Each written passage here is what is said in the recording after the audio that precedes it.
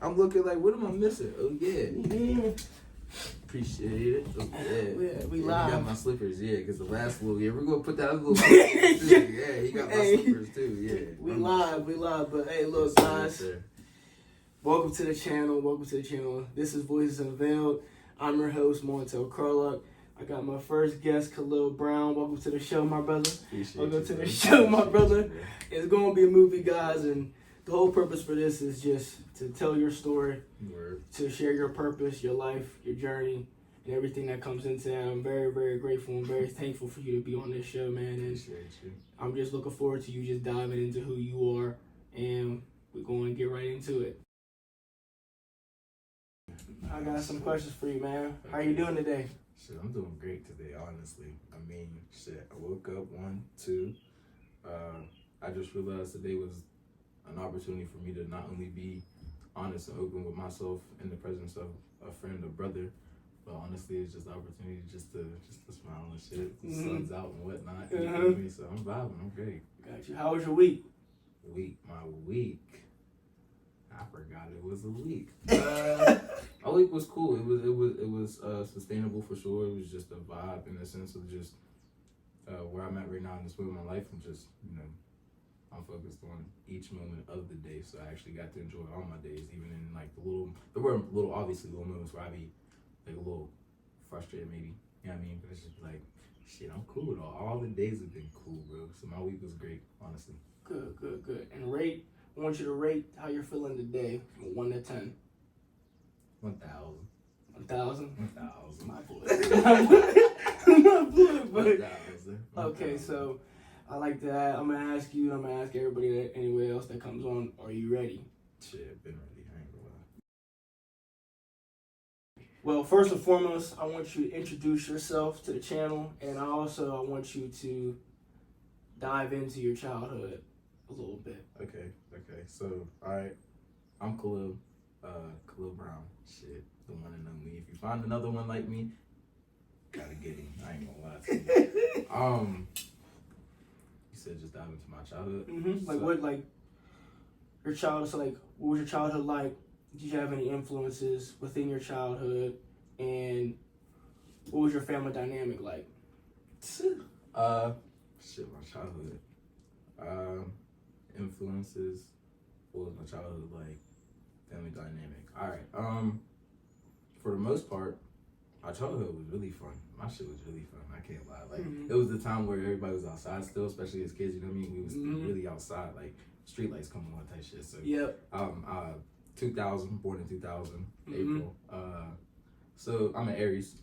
So, it's just like, being able to, like, I was just recently told anybody from 2000, just the year itself is, like, the last of whatever the fuck. I'm just like, hey, man. Hey, I'm not the last of anything. I'm the start. You're the start. I'm the start. I'm the start, okay? Like, you know what I mean? So I'm just sitting there, like, evaluating what they said, though. It actually makes sense. Like, we were the last in the sense, like, okay, there's probably a couple, 2003, whatever, that's been outside, but, like, I was the last. Like, like that age of imagination, just making things up from dirt, literally just going outside, playing leapfrog, and then going a town over and it's called something else, you know what I mean? Smeared of queer or rugby in a sense, or like, you know what I mean? Like just having this sense of just creativity within yourself. Like we would, bro, we get Hot Wheels, and there's this little, in Brownsville, we'd get Hot Wheels,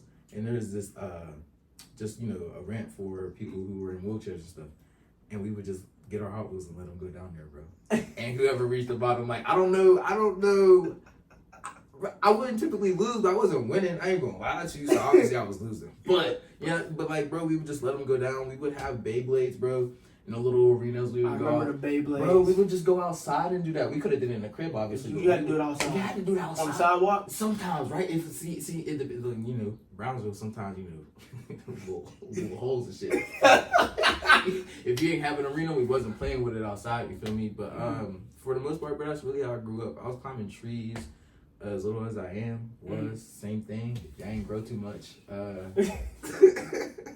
But yeah, nah, bro. It was genuinely, it was a thrill because, boom. So doing that, typically on the weekends for school, my mom would send us over there to my grams on the weekend. So that's Uniontown.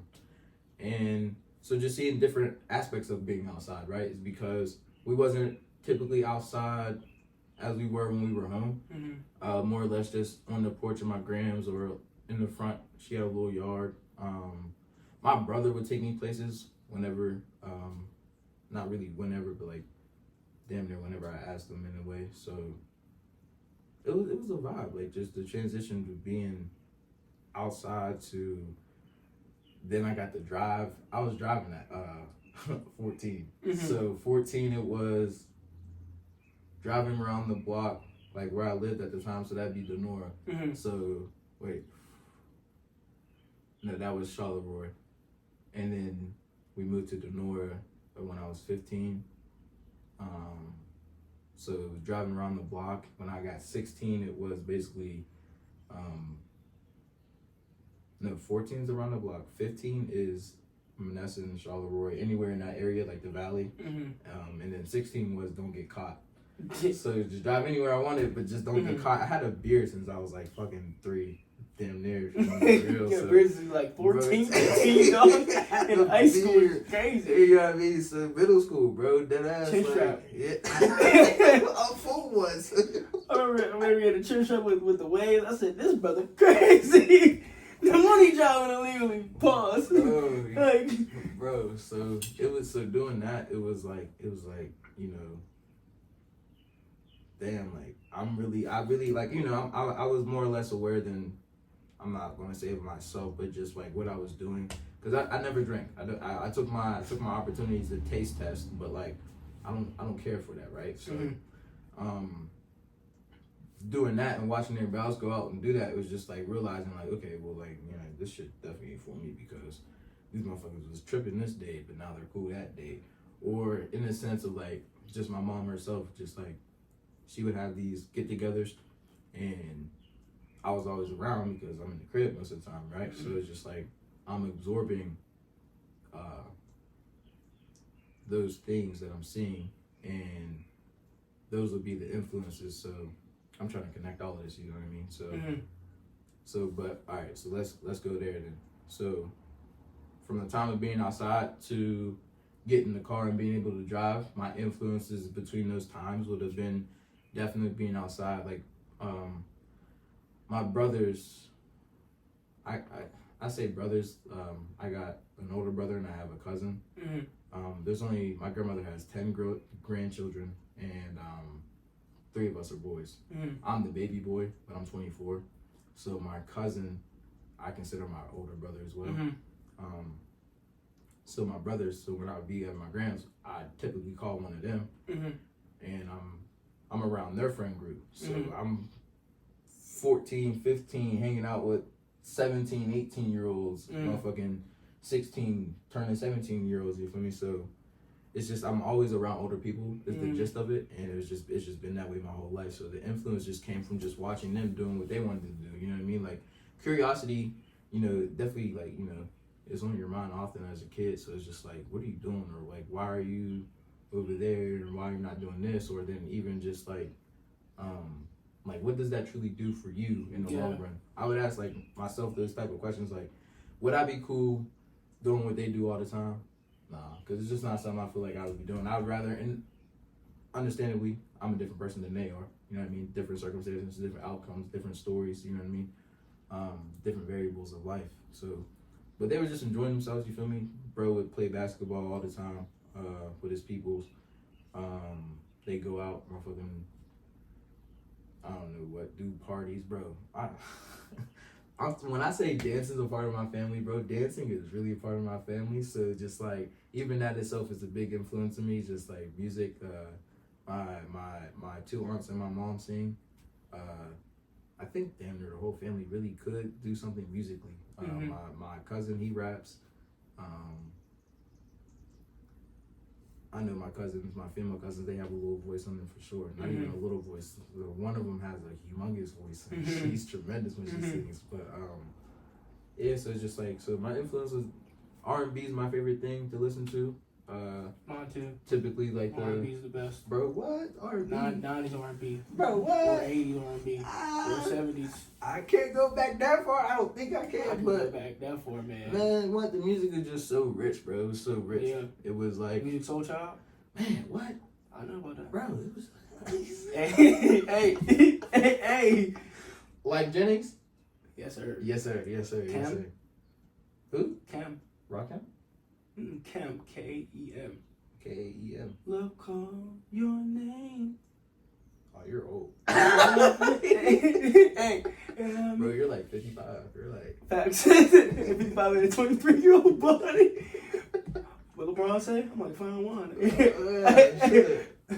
So boom, it's just like those where some influences came in, and the family dynamic was another reason I don't drink. You know, whenever they would drink, it would be eventful. I'll put it to you like that. It'd be very eventful for better or for worse. Mm-hmm. But it was just like you could still see the love in the air. Mm-hmm. You know what I mean? So.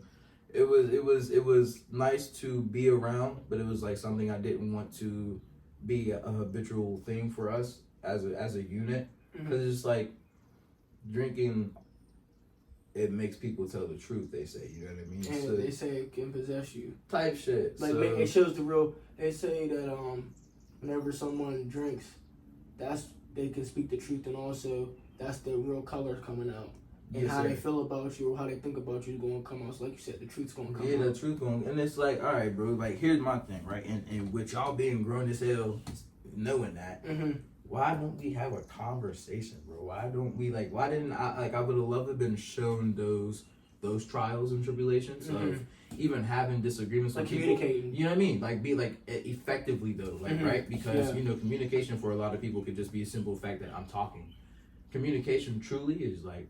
I'm talking and listening. I have 2 ears in one mouth for a reason. So like effective communication, like this right here, and engagement. Exactly. You know what I mean? Like, so it's just like I would have loved to have been shown that earlier in life, specifically more or less by my family, right? But like it would only happen sometimes, which is cool because it happened, right? But it was just like it wasn't as often or as healthy as it should have been. You know what I mean? So the dynamic was just, you know, love each other, have fun together.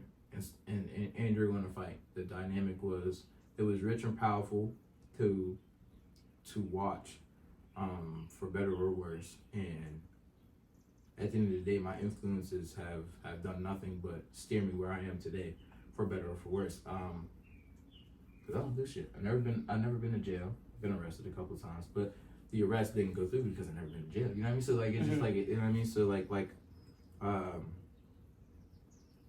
it just shows like the product of your environment isn't necessarily the result. You know, it's not gonna be the result for you. Ooh, okay, clean that up. Clean that up. So for sure, because you're in that environment does not mean you're going to become that outcome. Yes, sir. It's kind of like, for example, it's like people that's growing up in the quote unquote hood, and they've been in the hood all their life. Yeah. And they finally make the decision, because I believe everything's a choice in life. Everything is a choice in life. You can make a decision to stay in the hood or get out the hood. Yes. So when they make the decision to get out, and then they turn their lives completely around to a 360, that's because they wasn't a byproduct of the result. You get what I mean? They was only the byproduct of the decision of being in that environment, but not the result. Right. You know what I'm saying? Yes, sir. So it was like that's what I think it is with you. Like you seeing what it was, but you took it like, okay, there's got to be another way. Oh, yeah. So, because the first thing your parents going to hit you is, I want you to be better than me. So immediately, me being who I was, bro, I literally just started studying them. I just started paying attention to my mom, predominantly my mom, because I was always around her. And then when I would be around my dad eventually in life, later in life, bro, it was just like, it showed me a great deal. Just like, oh, okay, like, he's one of the biggest examples for me personally in my life that I've seen, like, hands-on, like, he was this, and he did that 360 flip, and now he's that. You know what I mean? So, like, again, my influences have been very powerful and engaging to watch. I also believe, you know, they say, you know, well, nobody wrote me a book on life or parenting or this or that, right? Life wrote you the book. What do you mean by that? All right, say you do all the do's in the world, and somebody next to you does all the don'ts. I'm watching both of you. You know what I mean? Okay. I'm watching both of you. You're stuck. So I know what to do, and I damn sure know what not to do. Then that is right there. And that's my choices. Those are my choices, is to do what they're doing. If it's better, so if I do what they do, and someone told me to do better, how am I doing better if I'm doing the same thing?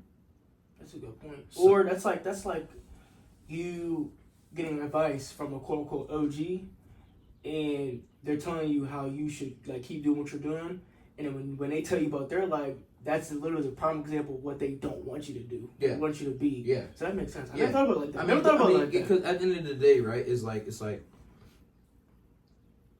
whenever you're sitting there and you're talking to yourself, or you're talking to a friend or somebody you care about, whatever, y'all sitting there talking and you're just like, I want this and I want that, but I don't know how. The only thing you can do at that point right there and then is make a decision if you really want that or not, and then learn how to get it. Mm-hmm. So it's just like, all right, me at the time, bro, I'm thinking of all the things I want to do in the sense of just like myself. Like, I just wanted to dance. I wanted to go to Juilliard. It's like doing those things. So I would actually I started like my own choreography. And I started doing that a little bit, my damn self. And then I posted a couple videos when I was younger on YouTube, but then like the fear factor then of dancing and then people seeing that, you know what I mean? Then was so much scarier, bro. I would probably leave them up for a couple of weeks. And I was just like, nah, that's not my best. I want to delete it. So I deleted it because I know I could do better. It's just like, but like at the same time though too, I'm hiding those things in a way, right? Like, you're hiding your gifts. Yeah, but like, no, I'm hiding the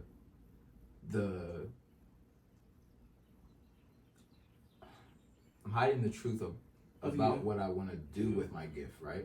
Gotcha. They know I can dance. I know from high school. I ain't gonna lie. A few people a handful of people know I got moves, bro. And then it's just like, but mind you, my mindset was I was bigger too. I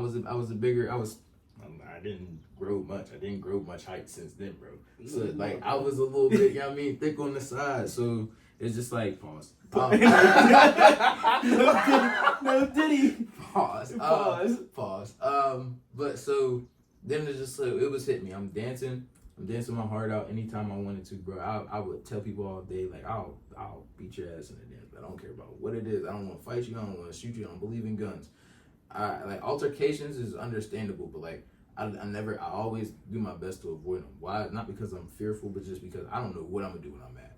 Like I get mad, but like to the point where I myself want to put my hands on you. I have never truly experienced that before. Like I never allowed myself to, so I just was like, let me stop all the time because I don't know how far it'll go. But it's just like doing that is just like whenever you want something so bad, bro, and that fear factor kicks in, it's hard to handle it properly as a kid without some type of acknowledgement from somebody you care about, period, right? Whether it be the parent, could have been the cousin, it could have been a best friend at the time. I'm not going to say I didn't have the support of my dreams to go to Juilliard, but like I didn't express it enough. I didn't know how. I didn't express it enough to where, oh, I want to take this seriously.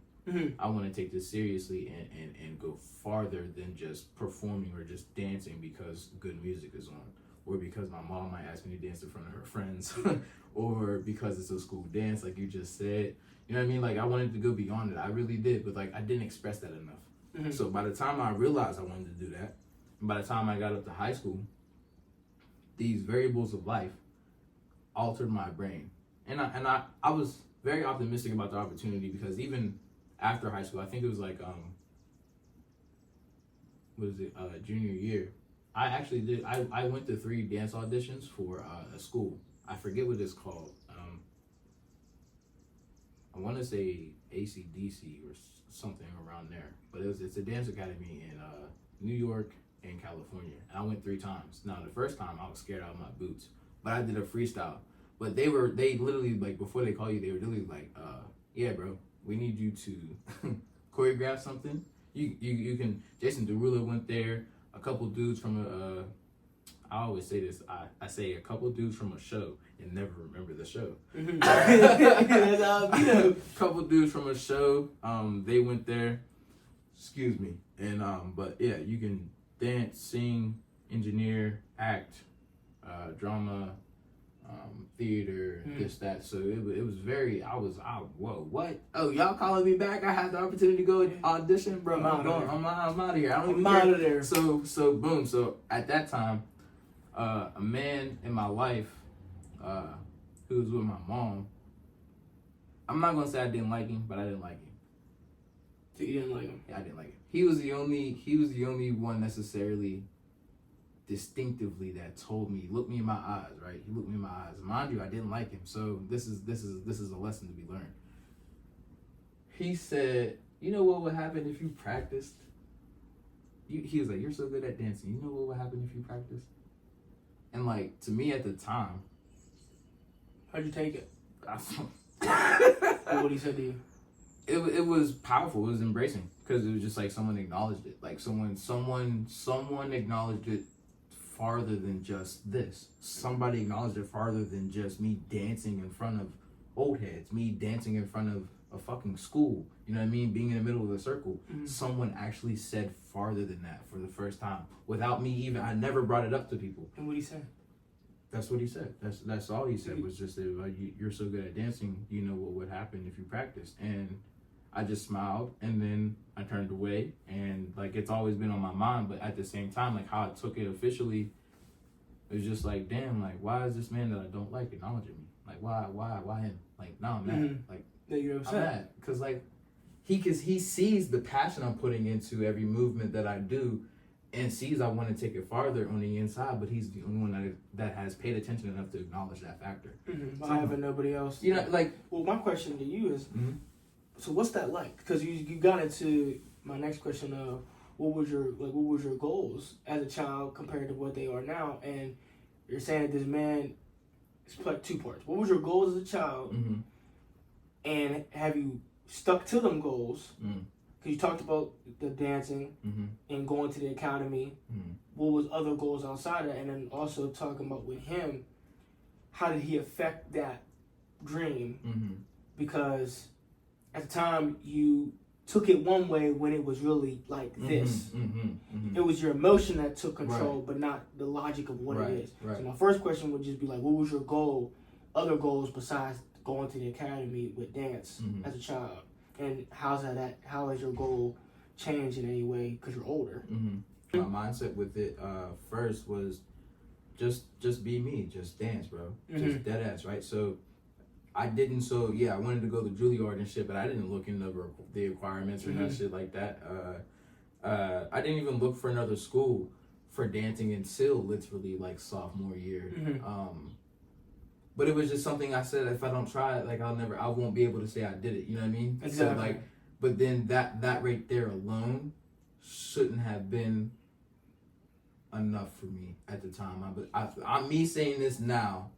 Even like a couple months later, I was thinking this, but me saying this now for sure, just wanting to try something and then just wanting to try something and doing it isn't the same as actually doing it. Following through. You know what I mean? Yeah. Execution. Yes, sir. Thank you. You're planning, but you're not executing. You know what I mean? Like you're like, it's not even like, and truthfully, like I didn't even plan. I didn't, right? I literally just letting it flow. The opportunity itself of them calling me back was more than enough for me to just go out there and do what I did, which was a freestyle. But they told me the requirements that they were looking for, right? Now I could have looked into more, because there's contemporary dance, there's mm-hmm. there's hip hop, there's lock, there's pop, there's so many varieties of dancing that I naturally do, but at the time, whenever they just called, it was something like, oh shit, this is my time just to try, right? This is my time just to try, but should not have been enough, bro. It should have and could have been,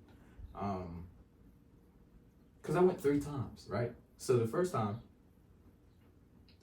was me just freestyling, and then the second time I did a little choreography, but like I still veered off into just feeling the music, mm-hmm. which was fine for me because like I'm comfortable doing that, but like mm-hmm. it's not what they wanted. So like I should have just like practiced, you know what I mean? Mm-hmm. And then the third time was just like, I don't want this to hinder me in the way of like,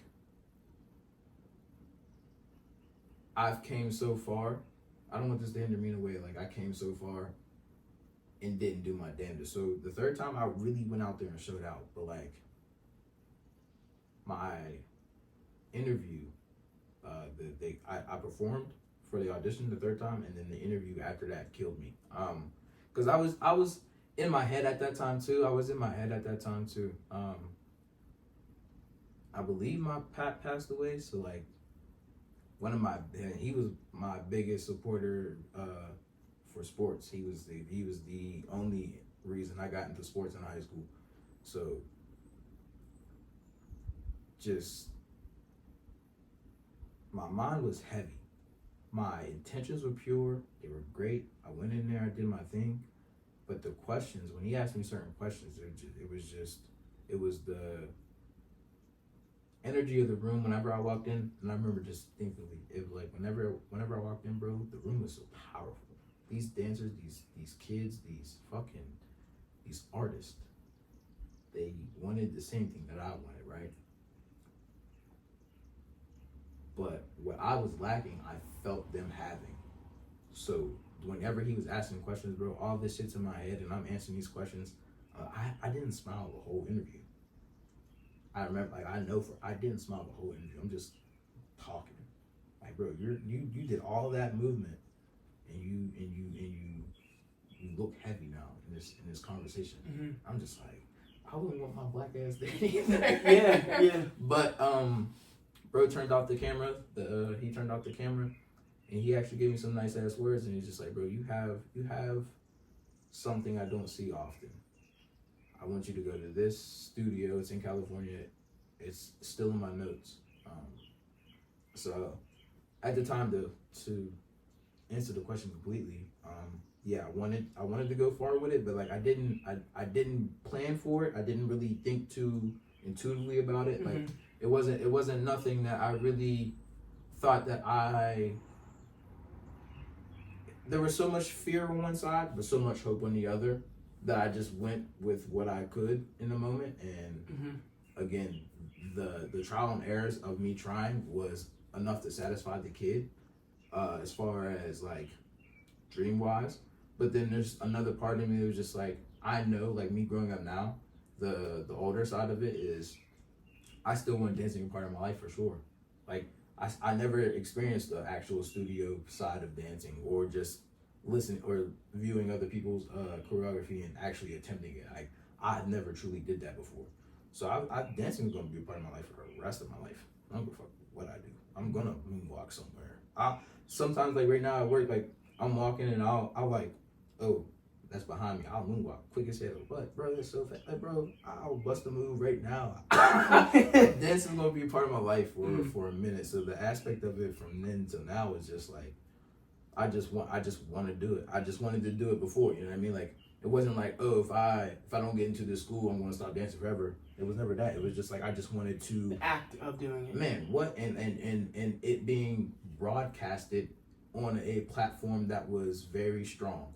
But me now is that platform that is very strong should have been from within myself first before getting to another bigger platform that's already established itself. Because now at that moment, you didn't build your own foundation, so how could you even travel to a new one if your shit's always falling apart? So just like that's the now side of it. It's just like, all right, well shit, I'm gonna just bust my move in clubs or motherfucking. Mind you, I don't drink, so I'm the designated driver. So like, hell yeah, I'm about to bust this move real quick, man. Yeah, I ain't doing shit else. There ain't shit else to do. You just want me to sit here, hold the wall up, and watch y'all have fun. Hey, bust moves. Like I'm busting moves all night. So yeah, bro. So that's from then till now. It was never do this. And if I don't, then I'm gonna stop. It was just I just want to dance because this is some shit I know I can do. I know I can move. Can't nobody on this planet beat me. Fucking Chris Brown. I ain't got no backflip in my arsenal yet, but when I get that mug, give me. said cancer. Hold on, bro. Bro, I don't care who it is, bro. I am confident enough to say that motherfucker. Even if. So if Chris Brown was staring at you man. right now,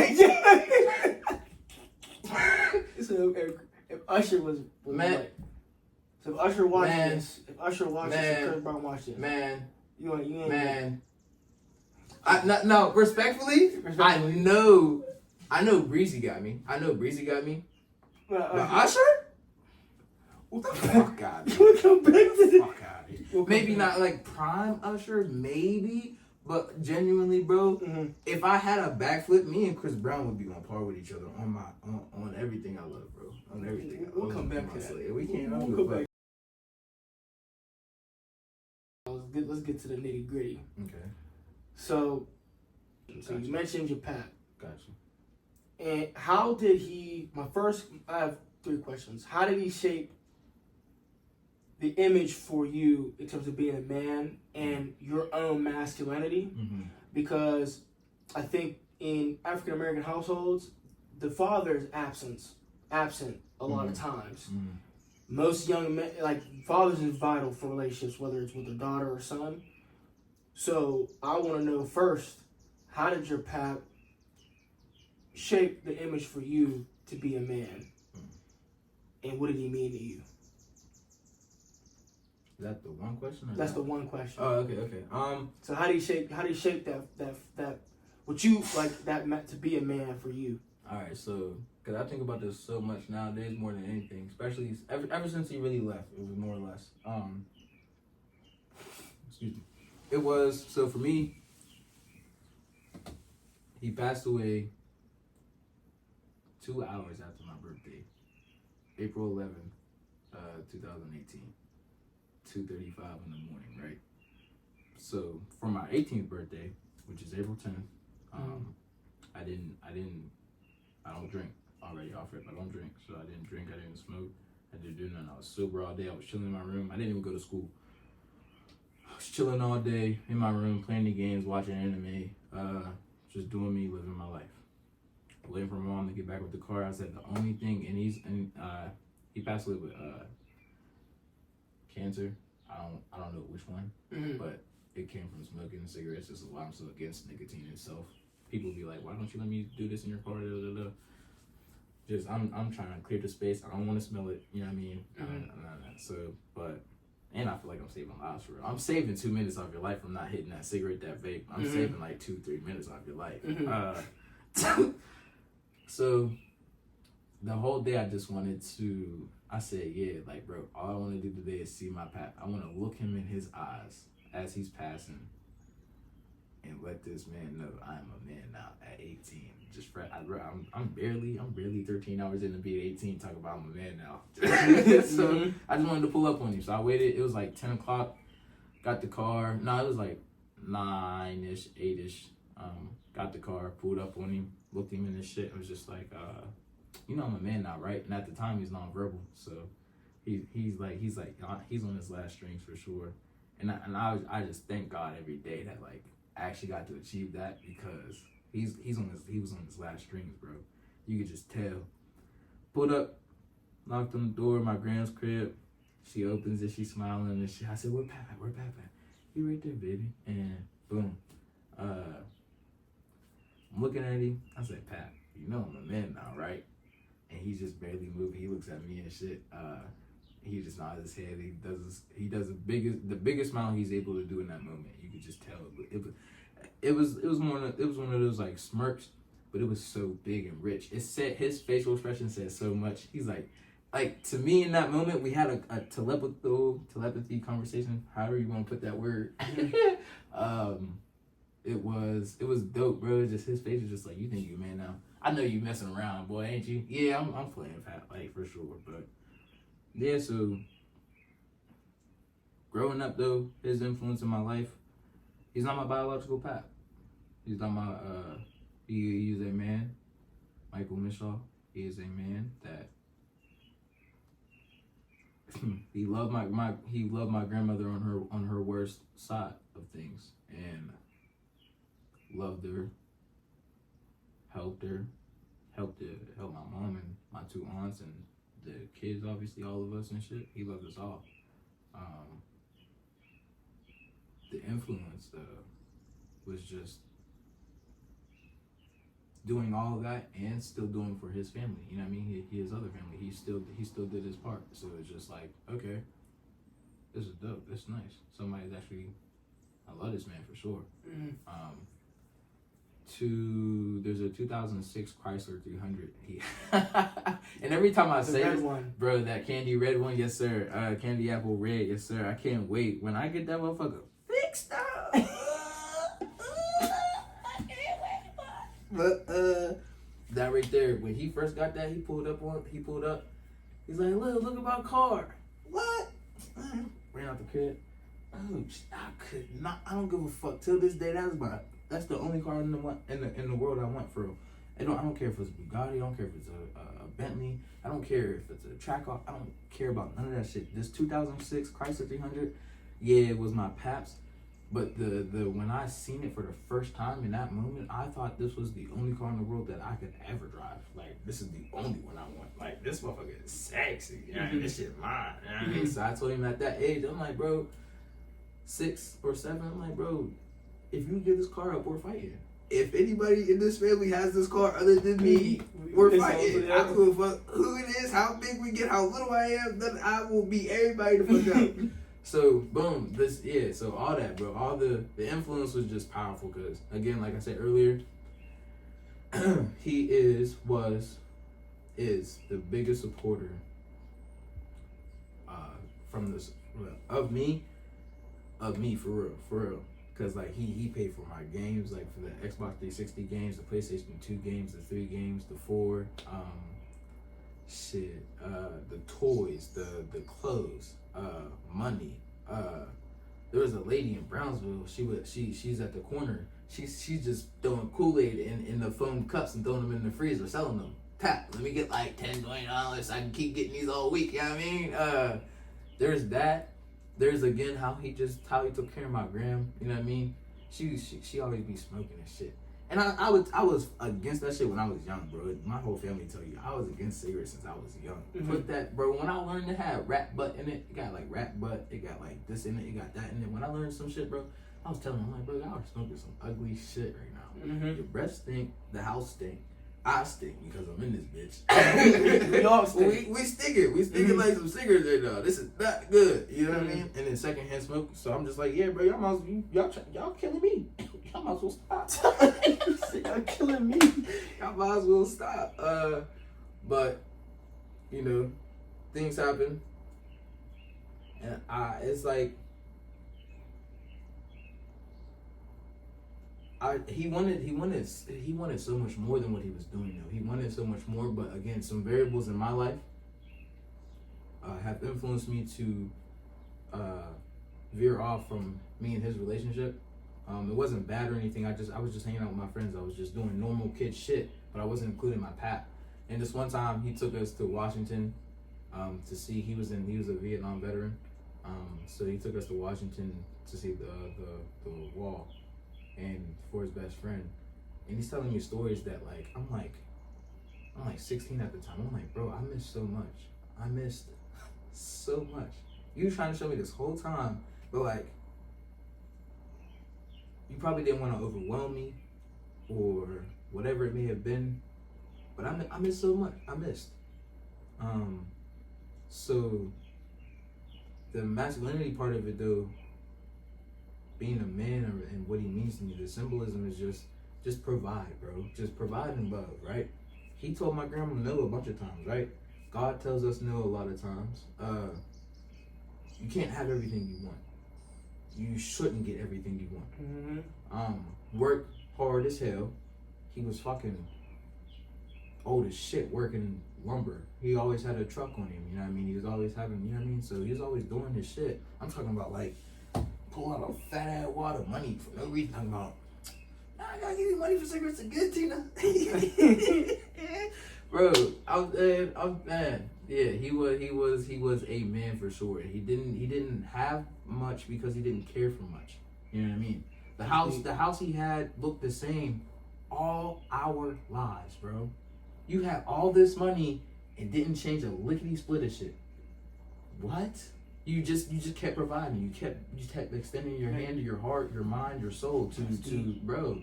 So basically, like he was so like I never met the man, but like he's selfless and like the highest form of selfless that you can be. Very much. It wasn't the materials. It was more like just providing itself. Providing something. Good. It wasn't just I can give you gifts all the time. It was I'm providing your happiness right now because you're asking for it. Or lessons.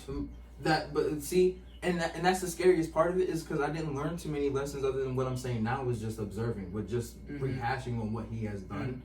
Actual lessons from that man, I never got the honor to learn because I wasn't there. That's what I missed. That's what I'm saying. I missed so much. There's probably so much he could have unpacked for me earlier in life to where the decisions I have made could have been way more sharper. Could have been this, could have been that. But I wasn't thinking, you know what I mean? Like, you're young too. At the time, people don't realize, but like, you still don't know. Like 16, 17, 18, like you don't know. So like for you, like you had to observe. It's not because you didn't want to spend time with him or anything like that, because people might get misconceived or be like, oh, you didn't want to.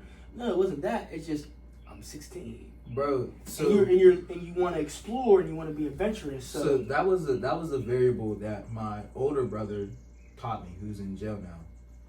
Jab. He didn't teach me in that way as far as communication, but what he was doing was that itself, and I was taking it like, damn, you don't want to be around me. I was that, you know what I mean? So boom, so that variable hit me, and then as I got older, I see it's now that itself is just like, I'm just, I'm this age and I just want to do this and do that. I'm curious, I'm adventurous, I'm doing it, you know what I mean? But I was doing that around the time where my pap would have possibly unpacked a lot of things for me. So that's why I'm saying I missed. Like I missed on that side of things, but the things that I have chosen to do, very much so, I wouldn't change for the world. I wouldn't change. The only thing, obviously, like some people would think, or like with me discussing this, is just like I would go back and be around him more, but then I wouldn't be who I am. And I'm proud of who I am and how I got here. It wasn't by myself. Damn sure it wasn't. But like, with the efforts I have taken behind closed doors, I've gotten here where I am right now, mentally, emotionally, physically, spiritually. I've taken these steps and like, okay, I would love to do it again, sharper, better, a little bit more. But it wouldn't be, you wouldn't be who you are right now. So if it went the other way. So with that being said, it's just like, it's God's time. You know what I mean? That's just what it is. And when he was sick, he didn't want to take the chemo. He didn't want to take the chemo at all. So it's just like I'm like, oh yeah, and that was scary because now I can't hear this man's voice. Oh, that broke me, bro. Bro, I love talking to that man. I couldn't hear your voice no more for probably a year or so. I couldn't hear your voice no more. I don't know how, bro. It was so hard. It was so hard to acknowledge that I was afraid of not hearing his voice no more. It was hard. But it was harder to actually just jump into it. But it was like the end of what was that? It was going towards the end of my junior year for football. And again, it was the only reason I was doing sports. So when I did it, when I actually just jumped in and get into talking to him, and even though he couldn't talk back, bro, I swear, bro, I understood damn near everything though. He wanted to he would just nudge me like this, and that would indicate he wanted to talk about something. So I look at him like, all right, what you want to talk about? And typically it'd probably be something along the TV. So it was sports. It was baseball. For him, I don't know if he actually watched TV shows or anything like that. But Yeah, it was typically like sports was on, ESPN, some shit like that. So he nudged me and he pointed at the TV. I'm like, oh, so you want to talk about sports? My sports? He nodded his head. Or even if it is a sport on the TV, you know, we talk about that. And I'm doing most of the talking, and you know, he's just listening. And it was just like, damn, bro, like, what could have this been? You know, your voice alone, like, okay, you passing away, understandably, everybody has their day for sure, but like, the conversation aspect at that time I'm like 17. I'm 17, 16, late 16, 17. I'm seeing, like, oh, you truly just wanted me around for real. You really just wanted to talk to me. You really enjoyed me and my presence, and you love me. And that shit just broke me in a way, just like, what the fuck did I do that, like, I saw. And family dynamic ties into this too, as far as it being eventful, because when those events would happen, I would think like, I really don't want to be around this sometimes, you know what I mean? So like, I would just veer off from family, you know what I mean? So that tied into like why I wasn't also, it was the family dynamic, it was, and everything I'm saying has nothing to do on my family. It was obviously how I perceived it. You know what I mean? I was thinking of, you know what I mean? Those are still my choices, still my thoughts, those are all my actions that I took, right? For better or for worse, whatever the fuck was going on, still how I reacted to all of that, right? That I take full accountability for all that. That's fine with me. But it's just like the woulda, shouldas, and couldas of it was just like the lessons I could have learned possibly, bro. I have no idea, bro. I'm like, that was a treasure chest that I've never even thought to open up.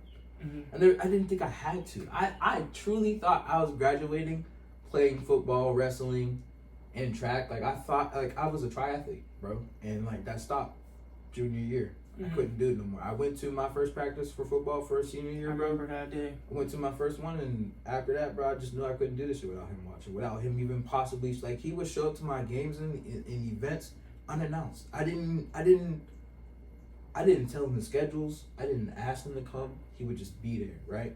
And it was just like, what that mean to you at that time? Man, in that age, bro, in that time. I'm playing a full game, or I'm doing a track meet, or this, or wrestling, bro. And my gram's calling me after the game. So, like, bro, somehow literally like 2 minutes, like we're in the locker room, or we're just getting on the bus ride to go back home, calling me, talking about, did you see Pap there? But it was like he was there the whole time though, right? So it was just like the presence of him was between me and him. It was immense. I could feel him from a mile away.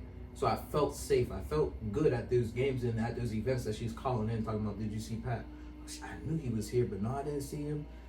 Or I'd say like, yeah, I caught a glimpse of him in like the second half, and then I didn't see him after that. But like, yeah, he was here. I seen him. Like, but like, it was just the way that I felt was just like, in my mind at that time was just like, oh, I gotta keep doing this because like, he sees me. Like, it, like, not like it was totally acknowledgement wise. It was just like, I'm doing all this work and somebody sees me, period. If somebody I truly love sees me, period. I just want to keep doing this. And what did that do to what did that do with your confidence? How did that make you confident at all? Because because it seems like, correct me if I'm wrong, that was the first person that really seen you. Because when I think of seeing you, I'm talking about see you like for who you are. No, yeah, he's so the first person. So yeah. How did that, like looking back, how did that shape you? Because, you know what I mean, like for me, my mom was at my events. My dad would do the same thing. He would pop up. I wouldn't know he would be there. And it's like, oh snap, like oh shit, like my pops, he sees me. You know what I'm saying? Yeah. Because like the way he is, he's quiet. He's very laid back. So like he's not gonna express the love to me the way he might do with other people. He's more of a quiet guy. Yeah. So like with your Pap, and he like with him, see you telling me that he's seen you. Yeah. Looking back, how did that make you feel? And have you been able to hold on to that feeling? No, you can't. You You can, but I couldn't. Some people do, but I wasn't one of those people. I didn't learn that trait of life yet. But he was the first person to see me, right? But he'd never seen me dance before, bro, which is crazy. And I think and that's the thing, right? If I would have showed him, I think he would have went through it. Oh my goodness, I would have, because completely, bro. What, like, that was the one thing I know I could do better than anything else on this planet, right? And it was just like, if I would have showed him that thing, though, one person I seen, man, what he would have, you know what I mean? He would have just like the whoa, and he would have been probably the deciding factor of like, okay, I can go through with this, or I can venture off into something else. Oh man. So as far as confidence though, like, that has to come from you. Like, it does help. I agree. It does help, like, you know, other you people have to have it support yourself. But as soon as those things are gone, you're never gonna have that. Now it's like, oh, all my things gone, all of this is gone. So that's really how I took it. It was just like, because bro, I promise you, good. It's like I was reading something, and I read the Daily Star. People are not your possessions. Yes. So it's like you have to accept that they're going to leave you one day, some type of way. Bro. And it's like, I could tell, like, I just only use that analogy because, like, when you don't have that confidence within yourself and you lose that person, you lose yourself entirely. Bro, what? And it's like they was a possession to you. I had to figure it out, bro. Cause, like, again, my first practice, bro, I'm lucid now. You know what I mean? I'm feeling good. I'm the starting running back in my head and shit. So I'm feeling good mentally, just like position wise. But I'm like, damn, my past not gonna be here. I was like, fuck it, he want me to try anyway. So I did. I went all out in my first practice, and mind you, it was like a camp type of thing, so no pads or nothing like that. But I gave it my all that first day, bro. I got on that bus. I'm just like, nobody's gonna call me my gram or no one's gonna say, did Pat, did you see Pat there? Because I know damn well I'm not gonna see him there no more. So while I was telling him, I was like, you know what, bro? I gotta figure this out. I gotta figure me out. So I just stopped all my sports and shit. So that's when I wanted to focus on, like, probably on Facebook, one of my accounts. you see, like, I just started talking about being a man, learning to be a man. My greatest effort is just becoming one, like, all this and that. So, like, yeah, bro, it's just like, confidence wise though, bro, hell no. You gotta develop that within yourself. You know what I mean? It's the question that popped in my mind. It has to first. It can be instilled in you from others, but you have to then someone can teach you, or you have to learn yourself that confidence itself is perspective of who you think you are. So that's why people can be cocky. That's why people can be so arrogant. You know what I mean? Because their perception of themselves is so high. The pedestal is so high for them. That's from them. That the other influences can put you there for sure. But that's from you. Everything I say, confidence is past evidence proven. Period. It's from past performances that you've done. It's fact. And you now know it's fact. I can do this. Fact and opinion, and the fact of this is so true to me that I am this above whatever it is in my life. So that's all that is, bro. That's just how I see it. That's truly how I see confidence. And one thing I'll ask, like, one last thing with your Pat, and I'll transition to another topic of mine, is if you had to tell him something, like, right now, if he was here right now, I told you he was going to get deep. Go ahead. But if he was right here, right now, what would be one thing you would tell him just about your growth as a person? But you about to make me cry, dog. I was breaking down a little bit. We talked about earlier. I was like, oh Lord, if he was right here, man. Just one thing. You said one thing about my growth. Yeah, like one thing that you could just tell him. If he was right here, like right in front of you, you could just be like, Pat, damn. I know. I know. Hey, look, I was terrible a little bit. Shit, thank you.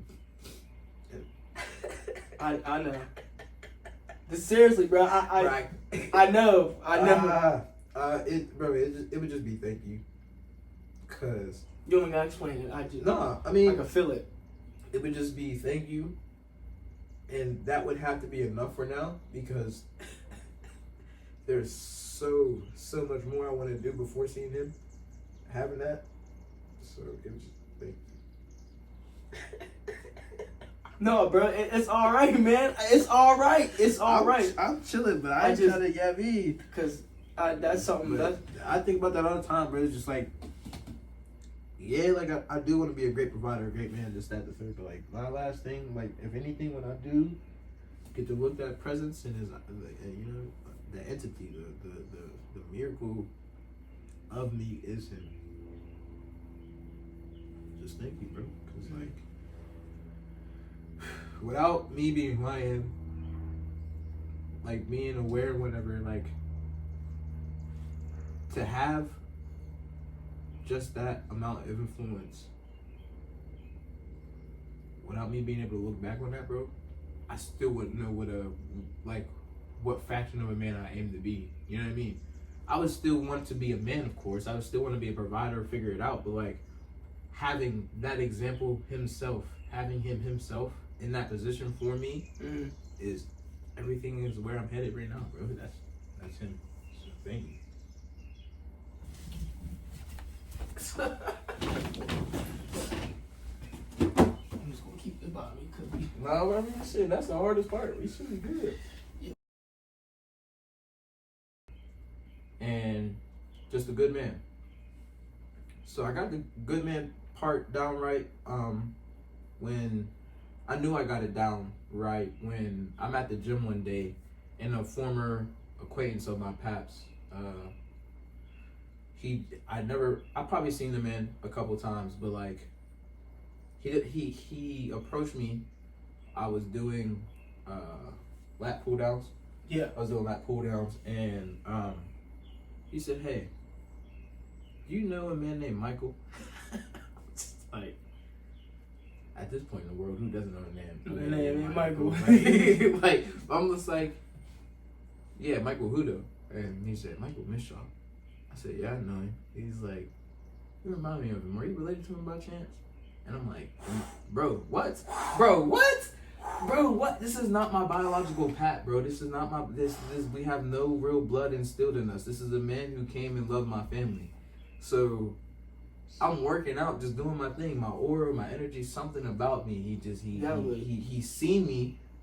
He seen me, bro. Burn me down, in the gym crying. No, I was smiling. I was cool. I embraced that moment for the 2 minutes that it was. Mm-hmm. Finished my workout because I was still myself in that moment. I was still working out very much so, and thank you. And that should be enough. Hey, no, I'm support. No, for sure. But in that moment and everything, I was still cool. I was like, my focus was workout. It was a great 2 minutes. I embraced it. I held on to it till this day, clearly. But like, as soon as I left that bitch up, I called my gram. I was like, hey, yo, gram, guess what happened to me? Like, bro, it's just like someone else saw me, but then not only saw me, but related me. But yeah, saw him in. Oh, I already know. He saw you in him. Bro, saw him in me. Saw him in you. And it was just so. It was beautiful, bro, because it's like, all right, shit, I'm on my way. I'm on my way, right? Boom. Now, obviously, I'm still my own person. I'm still my own entity, doing these things, making these mistakes, making these achievements, So, when it came to myself and learning myself and discovering myself, I'm still doing that. I think it's an infinite, bro. It really is. But like, I haven't even done it, bro. What? Like, I'm not. So it's just like your earlier question, bro. I've accepted the fact that I don't know who I am. I have accepted that, but I'm even more accepting in the fact of, okay, bro, if you truly don't try somehow, some way to discover who you are with the most genuine and pure intentions, bro, what are you doing? You know what I mean? Like, that is very true. What are you doing? Like, that is very true. I can't, there's not a day that goes by where I don't think about, like, not necessarily where I want to be, but like how to get there. It's really just like, bro, I just want to be like a passing thought in my head, and every day I just want to be a good man, a good provider. Like, those two things just flow through my head, and then it's like, all right, how today can I do something? How to, you know what I mean? Just you know what I mean? Habitual things, just being in the habit of things. Learning things. Like I'm listening to audiobooks now more. I'm actually listening to podcasts more now. Favorite podcast? Huh? Favorite podcast right now? Right now, it's pause. B-side. I'm not saying pause for pause, but I'm saying pause because whenever I say pause, bro, most of the time, you gotta. It's me in my head pausing my whole because my whole backtrack, rewind. Okay, now think. But Tim Ross, got you. It's called the B-side. There's an app for it, but on YouTube, I think it's called The Basement.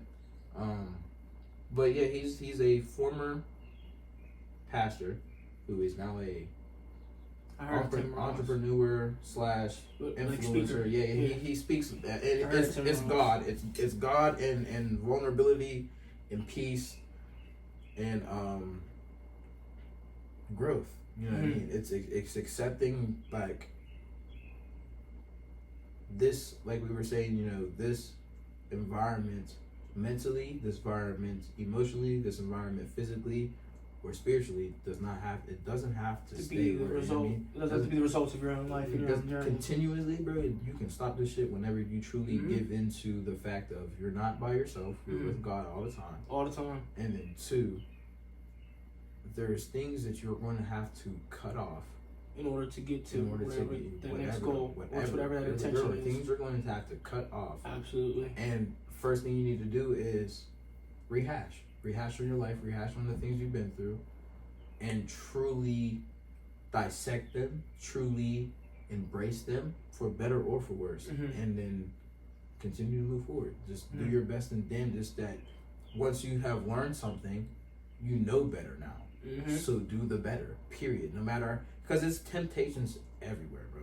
There's fucking pornography, there's drinking, there's smoking, there's this, there's that, bro. There's so much, right? It's like, if you know better, just do better at this point. And I'm telling myself now, it's like, all right, bro, like, I definitely know better. I definitely want better. I'm figuring out what it is. So the kid in me just wants to smile. So that people be like, what's your favorite hobby or whatever? I always try to throw in smiling in there because, like, as soon as I say it, somebody smiles. So it's just like, all right, that's contagious. Just as soon as I say it, like, it's like positivity and negativity is contagious, just no matter which one you're gonna choose to affect your life. So once I say that, bro, they smile and be like, see that? You know what I mean? I just did that, so I like doing that. You know what I mean? And the kid in me just wants to smile, dance for sure,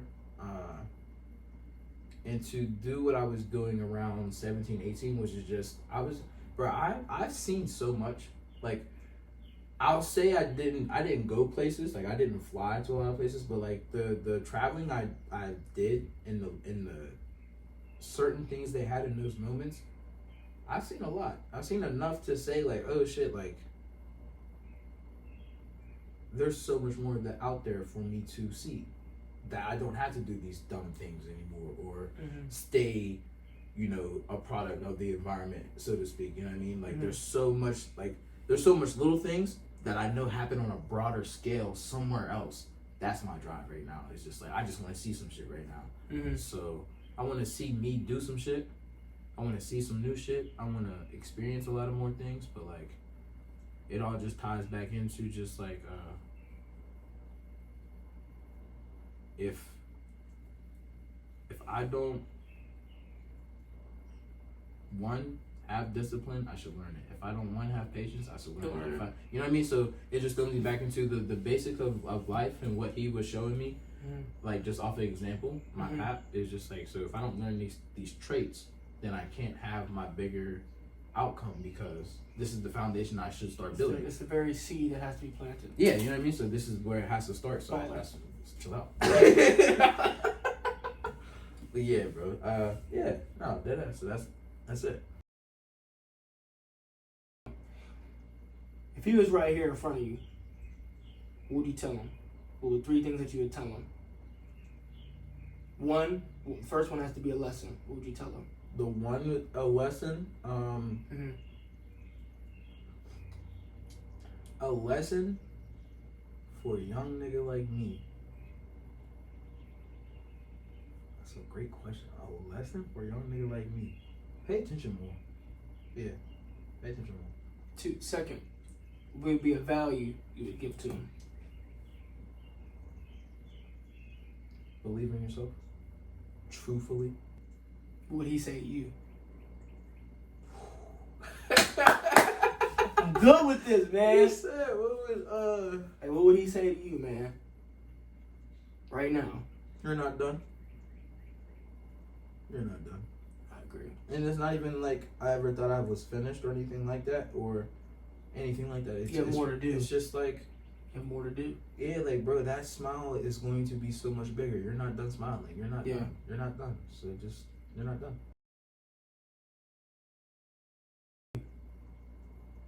Is there a question you want to ask me? I want to go back to this masculinity thing. What is it? What do you actually think masculinity is and or should be? What is it to you? And then like, what is it to me? What is it to you? And then what do you think it should be overall? You go, and then I'm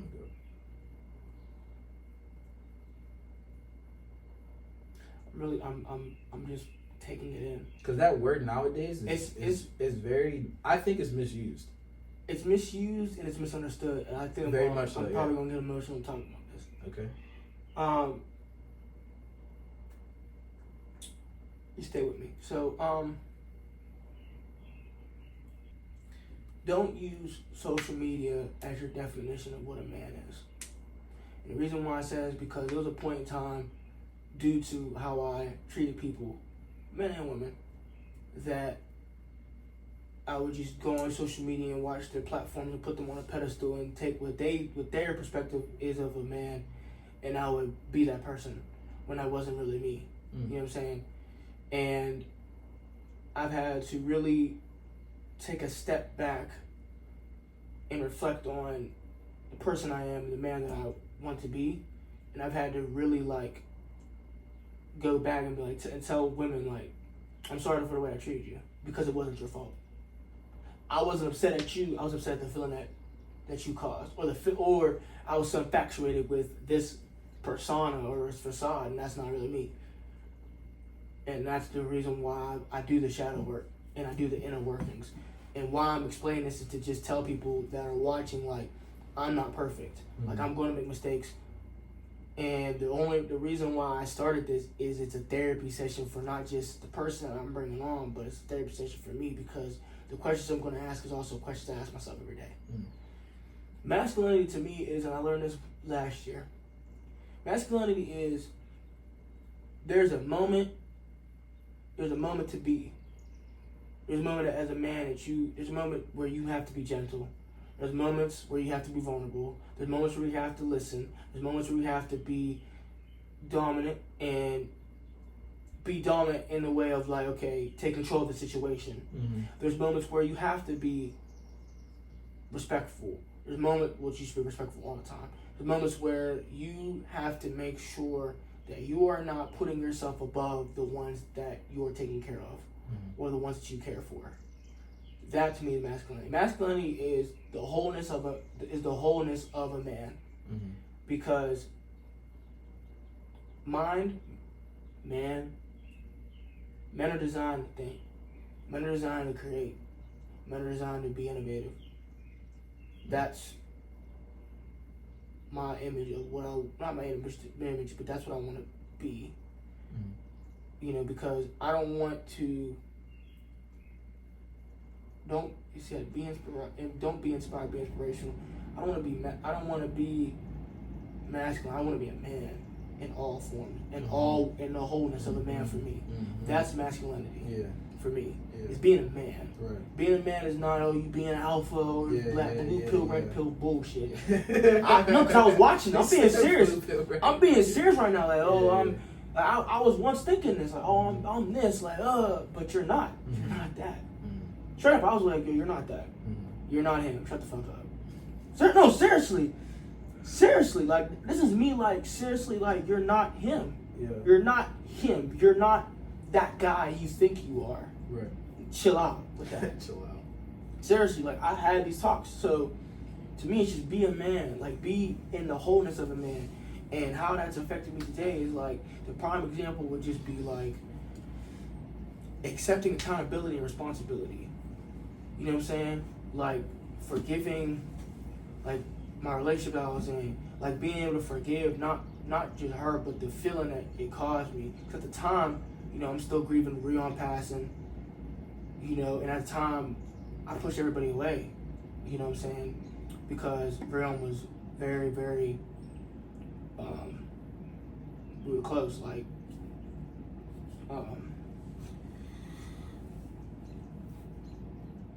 so like, thank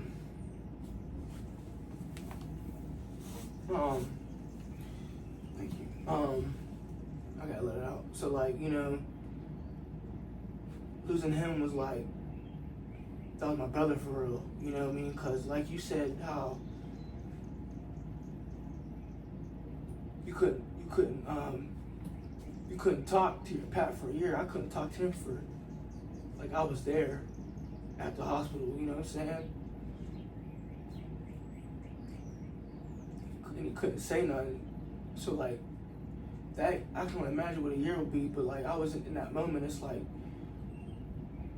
he can't speak to me, you know what I'm saying? I know I'm drifting, but why I bring him up is he too has really influenced me in how to be a man, because I never seen him complain. I gave you tissue. Don't be using your finger. I gave you tissue. What? It's disrespectful, cuz. I just never seen him complain. Like, really thinking about it, and it just makes me smile because I never seen him complain. Like, no matter what, because he had sickle cell, so like, he never complained. Like, he never let his size, like, or none of that, like, stop him from pursuing what he wanted in life. So like,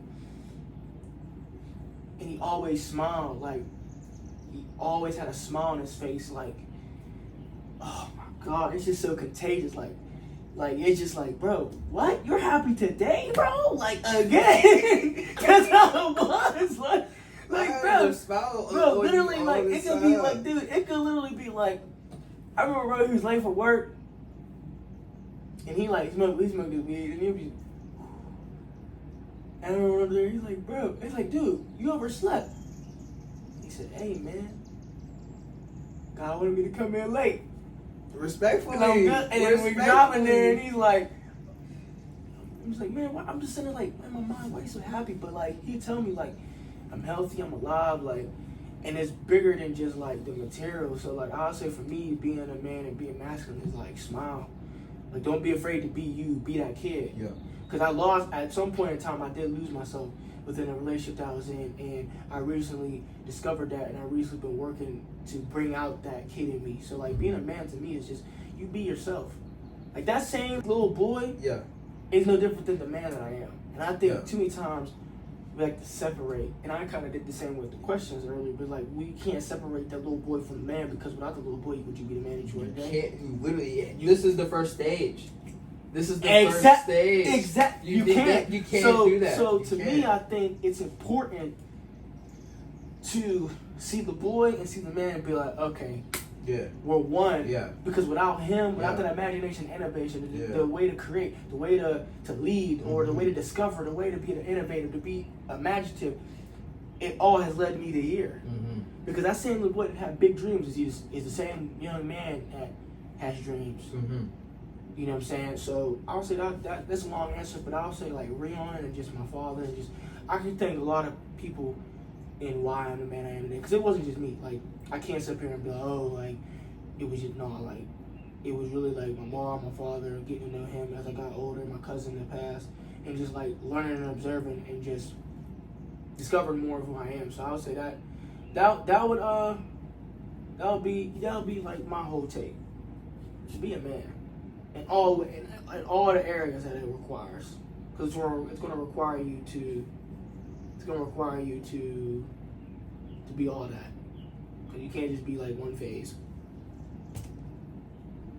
Baller? Did you make it? No, but I missed. I'm the only baller here. Yeah. Well, me and B, shout out to B. We wanted to know like Voices Unveiled. Where did that come from? Got you. B, I haven't seen Brent in a minute. Yeah. Where did it come from? It's more of, I just want people to share their story. Yeah. Like, I want people to be safe when they come here and be able to express themselves in a way that they might not be able to.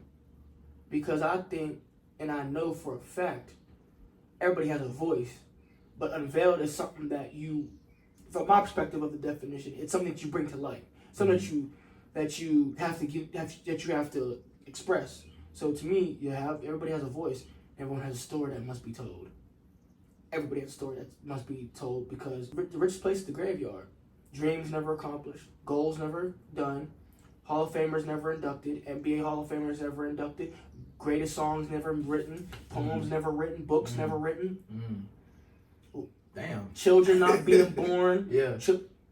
Young men, teens not being men. Yeah. Girls not getting a chance to be a woman. Yeah. The graveyard place is a graveyard. The richest place in the world is a graveyard. Because that's everything. That's all the possibilities that's never been met. And everybody talks about, I have all the that's really the biggest what if. Mm-hmm. You can't be a what if you're still alive. You can. But you can't because like for example, you are living still. You are living still. So what are you talking about? Yeah, you have these choices that you can still be made. Even I should have started 5 years ago. Why not start now? I should have started 10, 15. Yeah, exactly. Now, so why I use the graveyard? Because that's so because God's connected in all things. So when it's all said and done, are you gonna get to the graveyard and you're gonna be, and God's gonna give you two things. He's gonna be like, well done, my good and faithful servant. He's gonna be like, I gave you all this, and this is what you came up with. Mm-hmm. Your body, your vessel's there, but you're here now. So I gave you everything, but or is it gonna be well done? That's Voices Unveiled. Give me your story. Purpose. Like my purpose or purpose in general? Purpose in general. Purpose in general? Shoot. It's our guiding principle. Let me see what I say. Our guiding principle and highest priority. So purpose to me is like, it's the living embodiment of why you're here. Oh wait, you said highest priority. That's hard. Yeah, it's your highest priority. Because it purpose is the living embodiment of why you're here. Yeah. Why else would you be here? Yeah. All right, now real quick, right? For those such as myself too, right? Mm-hmm. When you're looking for purpose and or seeking purpose itself, top 2 places you would look. Top 2 places I would look in seeking and having purpose? God. Type of thing. Because we were made. This is a spiritual aspect. I'm gonna break this down. We were made in His image, so therefore we are Him. We're just on the earthly realm. What's that mean? If people don't want to be sensitive, is if God created us in His image, then us ourselves are God, but we're on an earthly plane, walking amongst the living. Now He gifted our purpose. If we know what our purpose is, why are we not? You should be looking to Him in order for Him to lead you your steps, in order to provide and give that purpose to the world. That's tough. That's my simple answer. That's tough.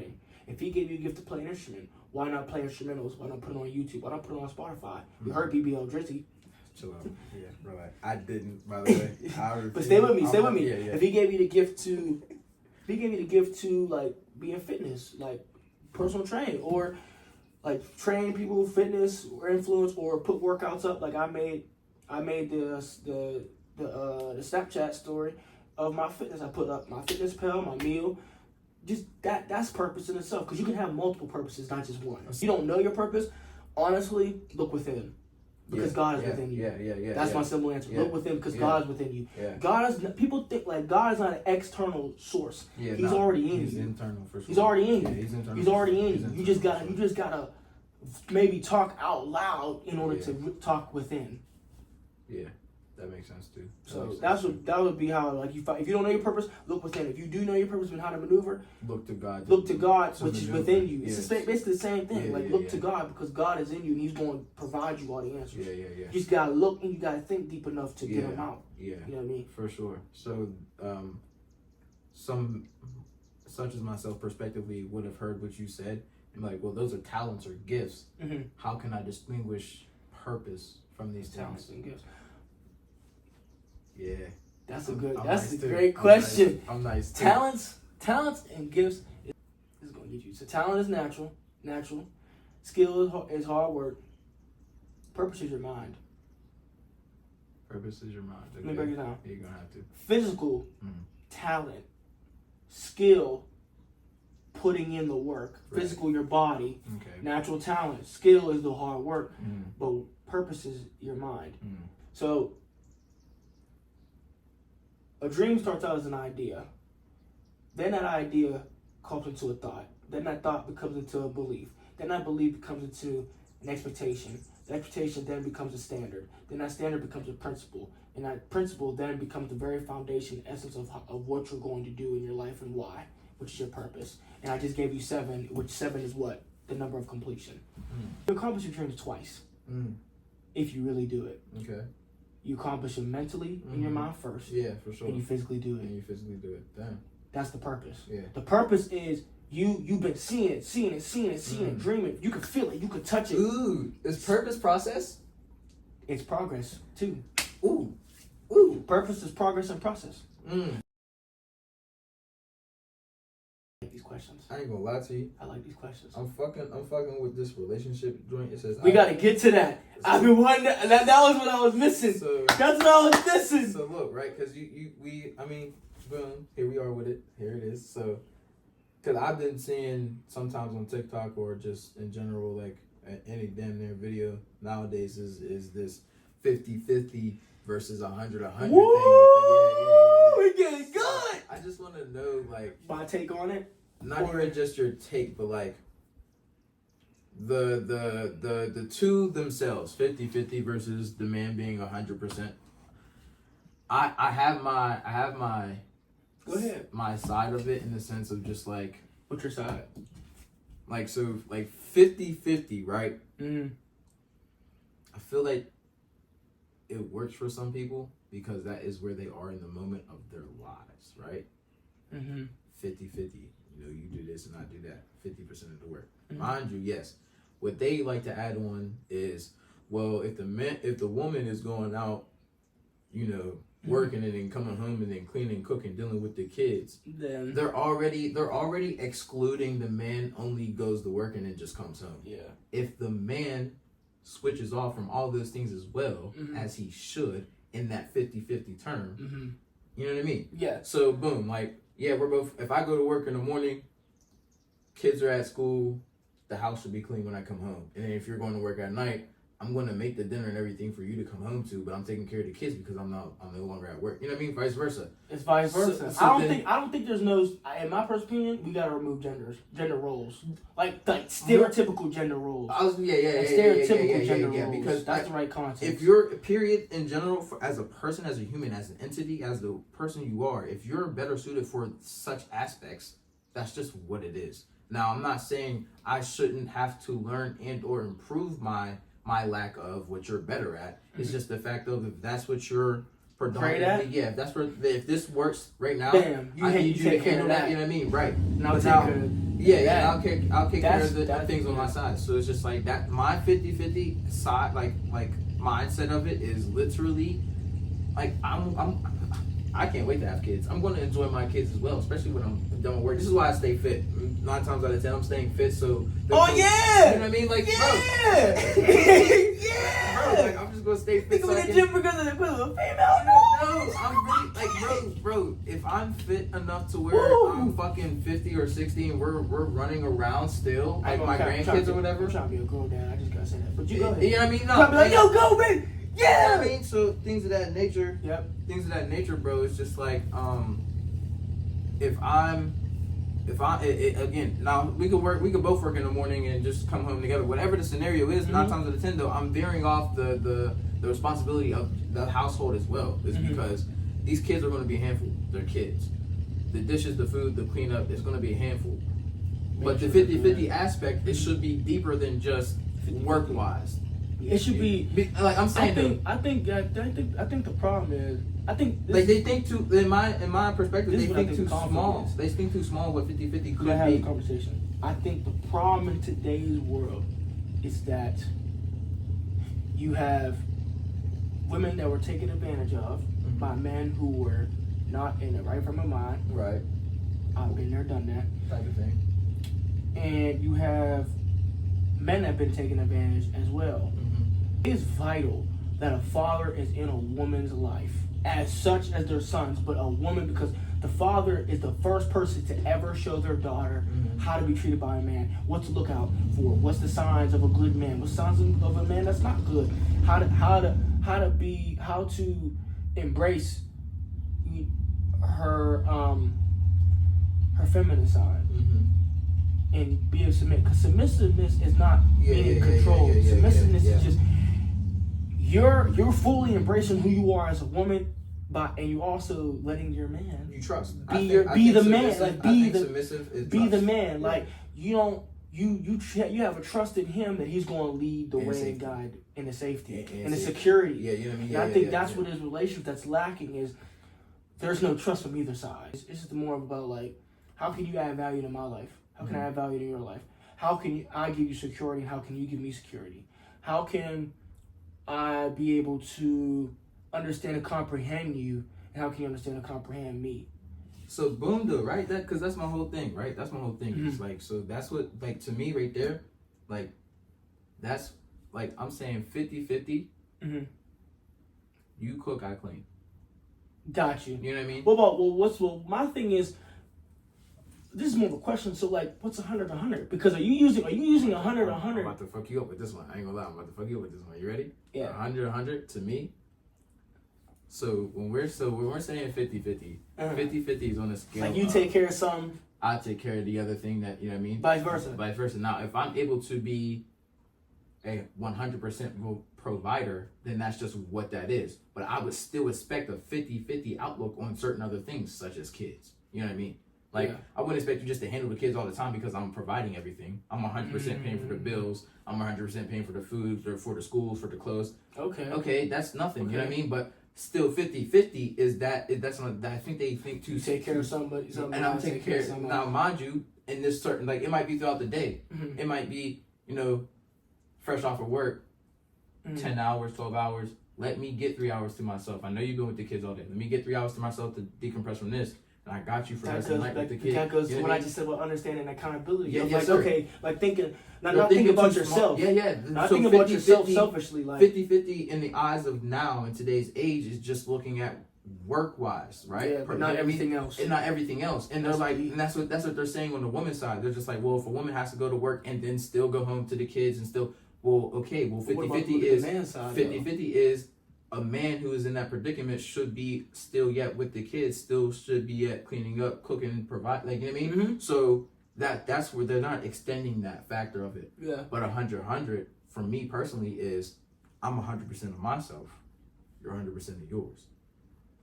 That to me is like, so throughout the day, whether my woman's working or not, if I'm 100% the provider, she's not working, she could still lessen that 100% through the emotions she's going through, the kids, the this, the that, whatever it may be, right? She's human. She might have these things where her energy just lessens than that.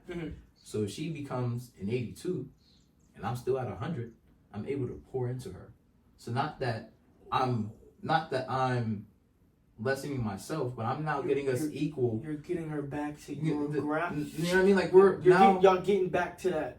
like now we're equalized, right? So if she's 82, I'm pouring into her until we're about even. I don't know what I said 82, and I don't know what the you know what I mean the equilibrium would be, but like 18%.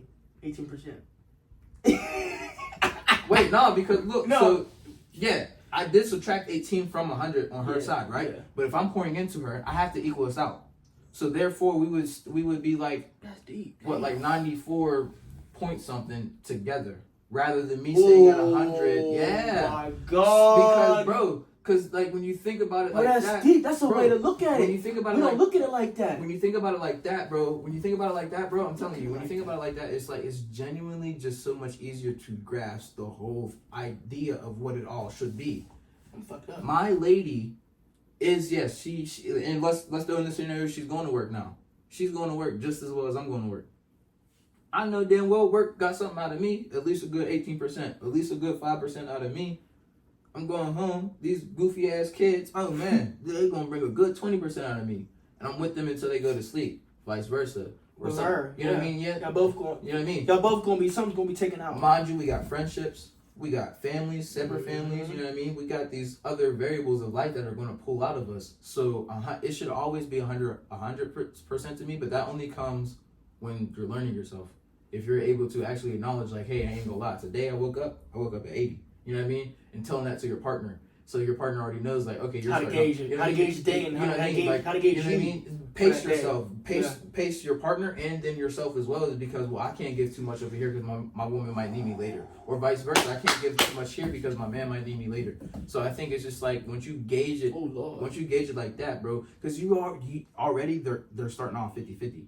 That ain't shit. That's barely $1. But if I got $1 here, $100 here, or like however you want to look at it, bro, like 50-50 is too small to even, you know what I mean, really look at it, bro. But that's also too, you're basically, from my thinking, you're implying that you only want to give half. Off rip, bro. I want to give 100% of myself at all times. It's not just you, it's me. Why am I starting off at 50? That is sickening. For you. We're not even taking about it in consideration, but think about it like this. It's like, oh, I'm going to give 50% of myself to myself. To myself? And then 50% to her, though? Listen. What? No. And then I got to give that other 50 to anything else that I'm doing. And you're done. You're done. Why am I starting at 50? Why do I have 50 of anything? Why do I have half of anything? Forget 100. That's limited. Why don't I say 1,000? Or $1 million? Regardless. Or whatever you want to put it. It should never be 50 because that is too low. You're implying that you're going to give you're going to give only half of what you have in to yourself already and others. And everything That's else. Crazy. So then what do you do with that other half? Do you even know if you have another half? Do you even know, you know what I mean? Like, cause like, okay, listen, excuse me. Let's say they try to extend that 50-50 throughout the week. My boy. 50 of, hey, you got half of 7 days of the week? 7 days of the week, bro. By the third, fourth day, by the third, fourth day, you're done. Those other couple of days, bro, what are you refueling yourself with? How can you refuel yourself if you still have to continue on and then your whole next week is already upon you? It's already right there in your face. You have no time to adjust because you're not pacing yourself. You're not, you know what I mean? So you have to, like, obviously you have to learn what works for you as a person, But like, in the sense of just 50-50, bro, that's not enough to walk into it. Like, guaranteed, it's understandable, again, for people who are in those positions where 50-50 works, you know. I do this and you do that. But I think 50-50's broadened scale should be 100-100.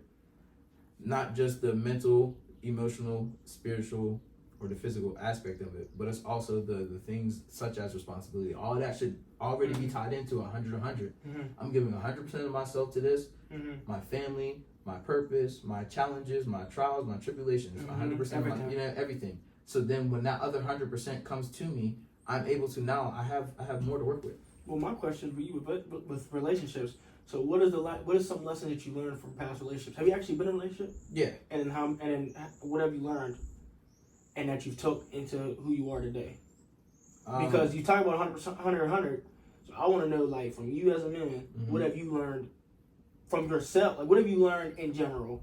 From yourself, that right there, like, being 100. Yeah, because, like, from past relationships, like, because I would do my best to pay for the dates all the time. Like, it's not like I didn't, but like there would be some times where Shorty would want to pay, or she would want to do the dessert side of things. You know what I mean? So like that's cool, but like as far as like just me just growing up, seeing relationships around me, this, that, the third, like it just didn't look fair. It didn't look fair that Mom Dukes had to take care of us when my pops was doing whatever he was doing the other side of things.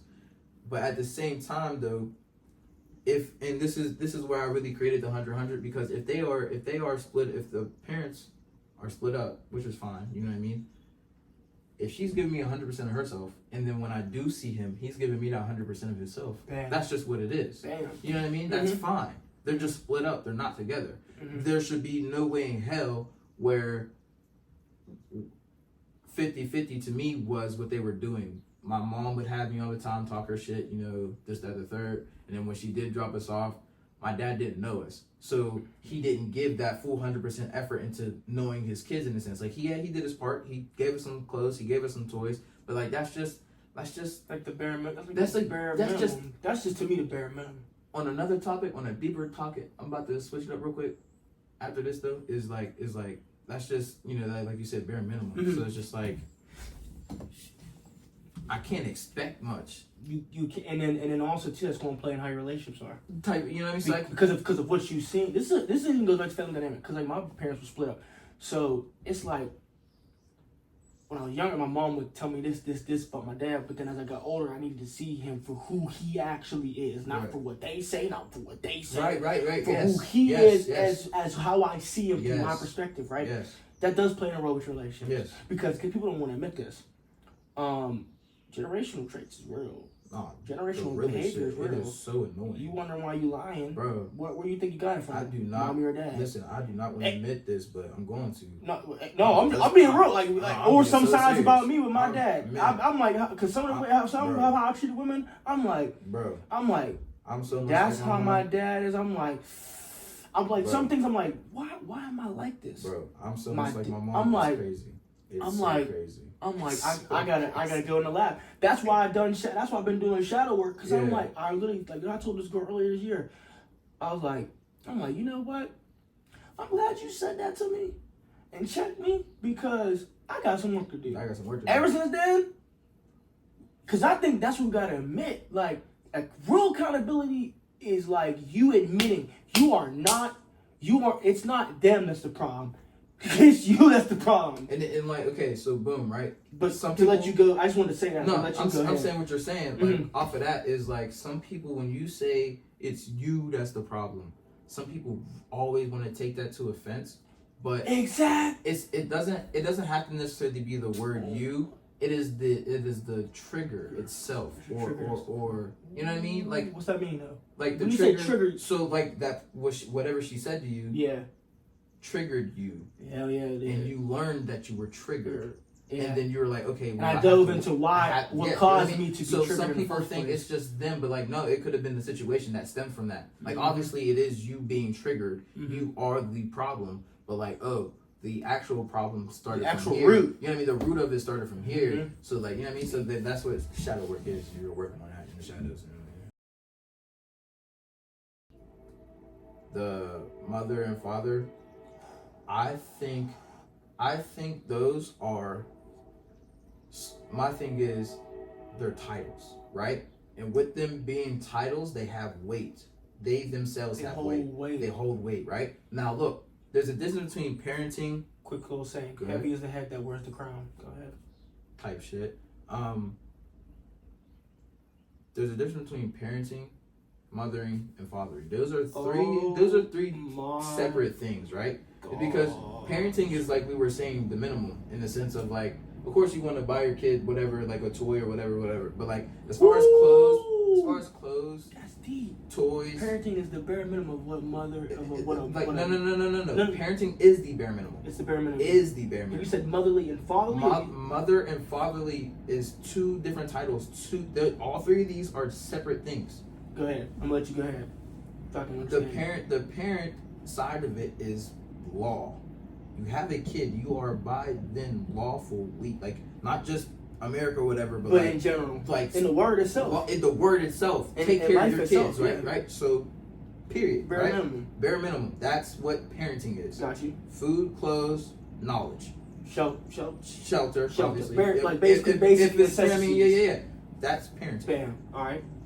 Motherly is the aspects of the feminine side of a woman. is the caring, is the Nurturing. over nurturing and the overprotection and things of that nature. Then there's the father side, which is the work ethic, the Discipline. mindset, the caring, the mind. discipline. You know what I mean? Like those are separate things that people aren't and haven't acquired in life.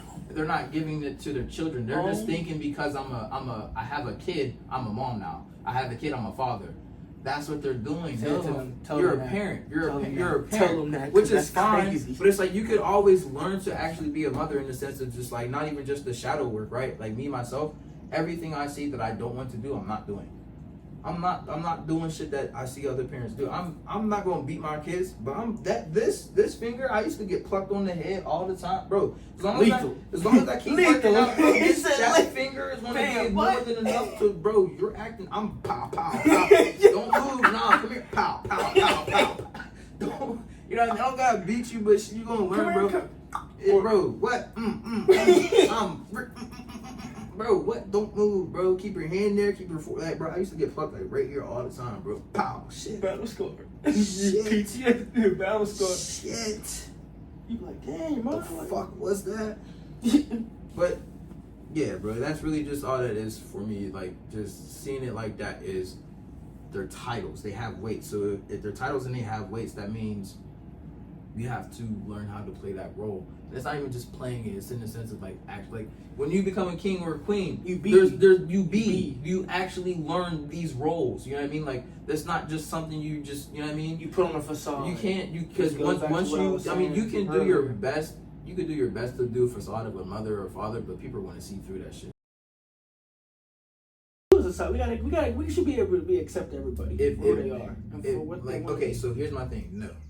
Hell no. Why? Because if I can't accept you, then I shouldn't be around you. Period. Right? No, I'm talking about as a sense. I'm talking about like overall. I'm not talking about relationships. No. I'm saying overall as well. Right? Here's what I feel like the world should be. Okay. If you don't accept me, shut the fuck up. Period. If you can't accept me, if you can't accept my character, how loud I am, how goofy I am, I baited you in like Kendrick. If you can't accept me, leave me alone. I just baited you like Kendrick because I'm the same way. But bro, if you can't accept me, I don't care. It doesn't matter. Like, so it's just who the hell are you? Not even that. You don't have to say anything, right? If you don't like something, you don't have to say shit. People are going out of their way to make sure someone knows they don't like things. You know what I mean? So that just like for me, it's just like if I don't accept you, bro, I'm going to acknowledge that in my head. Cool. You know what I mean? Bet. Like that shit's weird. I'm cool over here though. That's it. And I'm about my business. Mm-hmm. It's just like if I don't have anything good to say, don't say nothing at all. Period. Okay. Like that's really all it is. Like if you like you can't accept everybody. There's a dude that who's training me at work right now. I don't like him as a trainer, but his character's cool. You know what I mean? Those type of things. If I can accept you on one side of things and not the other, then on that side I should be there. Gotcha. And then on this other side, I should leave you alone to what you do best. You know what I mean? Like that's just, you know what I mean? Nobody should have to accept what they don't like, but you don't have to speak up. So far, what has been your greatest milestone? So far. Sad to say, but truthfully, is my passing. It's the greatest one because like that's when I had to look beyond myself. Like I had to look into myself, but beyond myself as well. Because it's just like, obviously, again, like I said, like in high school, like as far as like dream wise or whatever, it was just do things that made me happy. Exactly. It was no specific thing. You know what I mean? But it's just like, okay, but like why? Why do these things make me happy? Or what truly does, like other than like again, dancing got taken away from me, quote unquote. So after that, what can I do? What should I do? What should I aim for? So like when he passed, it was a broad perspective of there's so much more to be doing. Gotcha. Than just not even just sports, but just as far as like if this doesn't work out, what's the next plan? You can still work on these other things. Mm-hmm. So yeah, that was my milestone for sure. Talk to me about legacy. Like, what does legacy mean to you first? Kids. Period. And outside, okay, you said legacy means to you kids. Kids. Children. What is your legacy right now? Up to this point, or right now? Actually, just right now. What is legacy right now? Like what do I like? What legacy do I hold right now? Yeah, like right now. Just like my character, I guess, my smiling effect. Say no lot. lot of bloopers in this. For sure. Legacy though, like I ain't gonna lie. So I would say one of my things was before I leave this earth, and if I get my own kids or not, I'm still gonna adopt. Like if I have my own kids, I'm still gonna adopt. If I don't get my own kids, I'm still gonna adopt. So it would just be to like plant the seed of change. And it's a lot of things change in life and in the world in general, but like effectively, bro, just like change the outlook or perspective of someone who's never like I've seen a lot, but I've never seen too much to where it's just like I would do like this. I've seen enough, even the little bit that I have seen, my perspective is still beyond that. Allow somebody who's only seen so little, if anything at all, to still have a broadened perspective. That right there, if I can instill that in the younger people, then true change can happen. It's just like, I just want to plant a seed. It only starts with 1 or 2 kids. It starts with 3 or 4 kids, you know what I mean? But like, at the end of the day, like kids, they always said it when we were growing up, you know, we are the future. So it's just like, why hold that deeply? Because like, the future I envision then is nowhere near where we are now. You know what I mean? Like not the flying cars and shit that they might speak about, but like it's like more values, like it's just like bro, there should have been so much more positive gravitational pull to where like there's no way you got great minds like Elon Musk and this person and that person who aren't coming together to do something better. They're just worried about outside of the world, like space and shit, which is fine. That's on them, different people, but it's just that's just the shit that I envisioned. So I would like to start with kids. I'd like to. How many kids you want? Shit. You want a roster? Just chill out. I was gonna say 50, live 100,000. Wait, what? 15, live 100,000. No, I really like. Actually, you want like 6? I don't want no odd number, but like 6. Like I just said, 6. That's a lot, though. You just said you adopt. Right. You didn't clarify what you meant. You didn't say. So I would go. Okay, but are we saying at a time or are we saying in general? Like in general, like. Oh, in general, I would have like what? I'd have 16. I'd have 16 kids, but I thought you meant like at a time. Like at a time, I'd be like 4. So like, look in the camera, and you're saying 6 kids. 16 in general. No, huh? Wait, 16. 16 kids total. 16 kids total. Mind you, right? I would do it. In You're 23 now. You're 24. 24. So how adoption? I would have like probably like 4 of my own whenever that time comes. But you would have 12. I would adopt. 12 I would adoption. adopt. I would adopt the fuck out of them. Yes, so quick because. Well, why aren't you doing that now? You're 24. Huh? Like, you gotta think about it. You gotta think about fertilization and all that. Like, hold on. We were talking about raising boys into men, girls into women. Yeah, that is a task, my guy. Yeah, and me solely right now where I'm at in this life. So okay. Well, what's the vision and like when you gonna get a kid first? The vision is when God tells me to. What you mean, bro? That's the right answer. That's the right answer. If I'm not ready, I'm not ready. You know what I mean? And then I don't want to. It's not a mission of mine. Like it's not a priority. It's a dream, right? Ooh, but elaborate on that. It's not. For those that don't understand. It's not a priority to have the kids and do this mission, right? But it's a dream to where I'm the priority is providing not just for myself but for a partner. And I have godchildren, so I'm able to say I do provide love and safety for kids. So that's great, but they're not mine. They're not with me all the time. They're not with me when I'm going to work. They're not with me when I get off of work. Things of this nature, right? So those things I have to learn. 1, 2 is just like whenever I'm called upon. Sometimes, like right now, till this day, I don't answer. I can't have that option with kids. So I want to learn to answer in my moments when I don't want to. You know what I mean? So like answer the call, answer the need, the just even if they just need to talk or something like that. I have to learn that trait with my people around me first, within myself, with God, then deliver that to the kids. But right now, bro, hell no.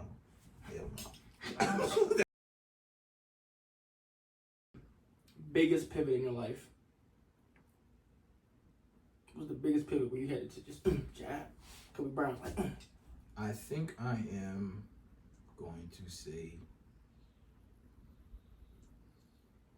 right now is my biggest pivot right now. It's like, how about that? Where are you at right now? Like the same, I'm gonna ask you a few questions like I did in the intro. So where are you at right now? So, I was just talking to my cousin. Her name's Jera. I was just talking to her, and I told her though, I felt lost, and she didn't like the way I was putting it, because the way I described it didn't seem lost. Here's how I described it. I said, I'm lost, cuz. She said, what do you mean? I said, I feel like I'm floating endlessly. I'm not so much as grounded as I would like to be, but I'm also not just flaring around in a panic or anything like that, right? I'm literally just at a constant float. And she said, well, I wouldn't call that being lost. I would call that being that floating. Like, you're calling what it is. You're in a space, a place of floating. Like, you're not like planted to the ground, but you're also not too high in the sky. So you're in like a common flow. A common flow, right? Flow. Now she's just like, are you saying you're upset and you're upset, like you feel that way in a way, which is why you're saying you're lost? Because what she was saying was, I was putting my emotions behind my feelings. Obviously feelings and emotions, but I'm saying, right, whenever I told her I was lost, I was putting the negative side of it, like, damn, I don't want to feel this way, into my response. Mm-hmm. So once you take out the emotions and you put it logically, oh, you feel like you're floating. Oh, well, you're supposed to feel this way right now. Why? Because one, you don't have a direction to aim towards right now. You don't have something that you're reaching for, right? What I'm reaching for right now is the simplicity of being a provider. So that just comes with patience, that comes with discipline, mm-hmm. that comes with, upkeep, maintenance, all these things, right? But beyond that, I'm not reaching for anything right now, right? So you're going to feel like you're floating. You're not going down because you're not being lesser than what you are today. Mm-hmm. You're not backtracking. So you're not going to descend, but you're also not going to elevate right now until you find something that you want to. It's going to be in constant float. Mm-hmm. That's what you're feeling. And you don't like that because you're concerned, but there's nothing to be concerned about. You know what I mean? There's nothing to be concerned about, because again, you're not doing any worse. You just need, to marinate. You need to relax, mm-hmm. sit there. There's no need to overthink. Yeah, you're doing what you need to do. So I wouldn't say I'm lost. I'm just literally just floating, bro. So like right now, truthfully, with that is like I'm supporting you. I'm supporting bees. I'm supporting other people right now, in the sense like I feel like my superpower is support, is smiling. So these things come so naturally, so easy for me. I can make it happen at like just a snicker in my wrist. What the fuck? Snapping my fingers. Yeah. See how that happens, bro? I just say whatever I want, and then, yeah. So I could just make that happen so easily and without trying. Whether it's a motherfucking mistake or not. You know what I mean? But sticking my wrist, it's bro. crazy. What are you talking about? Anyway, tight joint. So that's just my superpower. So I'm learning though. I'm trying to find out. I'm going to find out where my superpowers are best utilized in this world. So that would be like a life coach. You know what I mean? That would be a personal trainer. That would be this or that. So I kind of where I'm at. So once I get into these lanes that actually utilize these superpowers, it's skill. It's over. That's skill. That's a talent. That's purpose. Those things you will reach for to where you'll elevate rather than just staying afloat. So exactly. Right now, it's cool to not know. Don't be. Yeah, and could you really be saying what you might be really saying is, what I would take is you're not just floating, you're exploring. Type of thing is no, for sure. Because in that constant flow state, you are moving. You're not ascending is going up. You're going forward. Forward, yes sir. You're not going back. Yes sir. So, yes sir. Because I heard the words and vocabulary is powerful. You're not ascending. You're just moving forward. You're just so moving. You're it's a constant exploring flow, yes. Because in that state of flow, right? You are exploring. Okay, who you are, what you like, what you don't like. Oh, every day. And every day you're learning more about every yourself. Day. So that's right on. So you're not only paying attention to your inside, but you're aware the external of and the world around you. You're aware. You're aware of what's going on around you, where you're placing yourself in these new places to even learn more about yourself. So like, there's things I have never done. Like I went to the casino like a couple months ago. I've never been to a casino before. It was right there in Washington the whole time. So I just went there. You know what I mean? Just to have that experience. I didn't like it. But What'd you say? Russian roulette? That's wrong. Thing in Vegas. Was it that one? Russian roulette. I'm not a casino person. Me neither. So I don't even know the vocabulary. Just the game I played, right, is where you pick the red or black or number. Deck. I'm not gonna say, I don't know. Just that's just what I played, and I lost $40. When I lost $40, I asked myself, who enjoys losing more money? I don't, so I left. I don't, so I left. That's crazy. $40. Why did I just lose $40 for an experience? Yeah, I never would do it again. I'm cool. $40. You know what I can do with that $40? That's a lot. That's like a gas tank. You know what I mean? I might be half. That might be a little bit over half, but that counts. What? $40? And I just lost like that. I feel like pick me up. What? Would you like me to answer them? For sure. So greatest milestone? I thought it was the pivot. No? Pause. Where are we at? Well, I was going to answer the milestone, and then the legacy, and I was going to answer the pivot. Oh, shit, you did. So milestone, shoot. I got a few. But I would just say I'm gonna just say one. I'm gonna just say one. Look at you looking at the question like. Look at the question like. But I said you're picking the best. He's gonna be like. What can I say?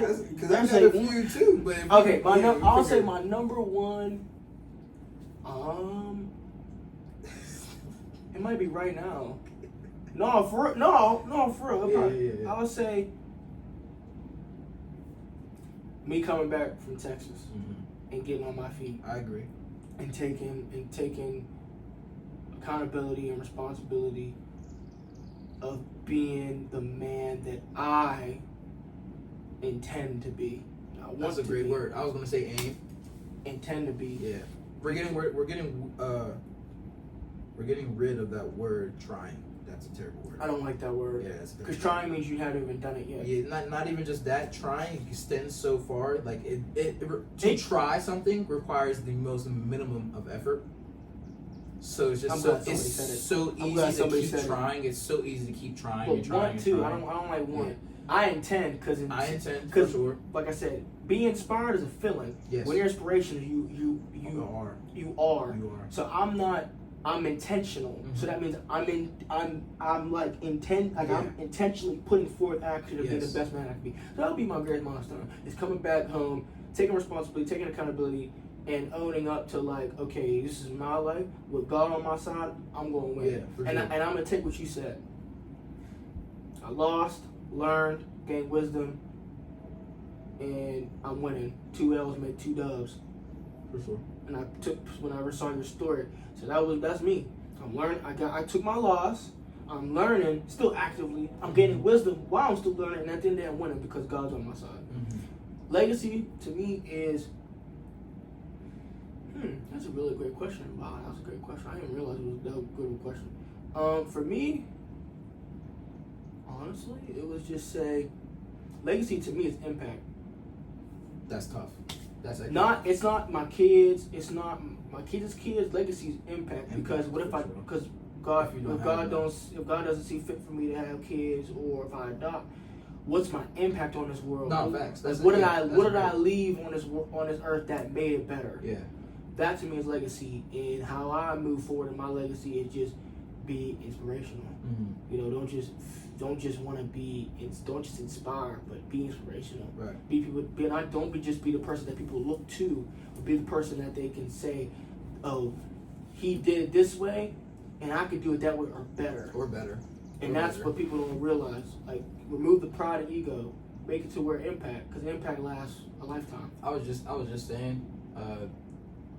To the bro, because obviously we've seen the memes of all the bread, you know, there's like different 1,000 bread companies, whatever, but it's just like, you're doing the same thing as other people, doesn't make it any lesser than, it just makes it the same thing but your version. So exactly. You can get it done regardless. Exactly. So that's why I said legacy is all about impact.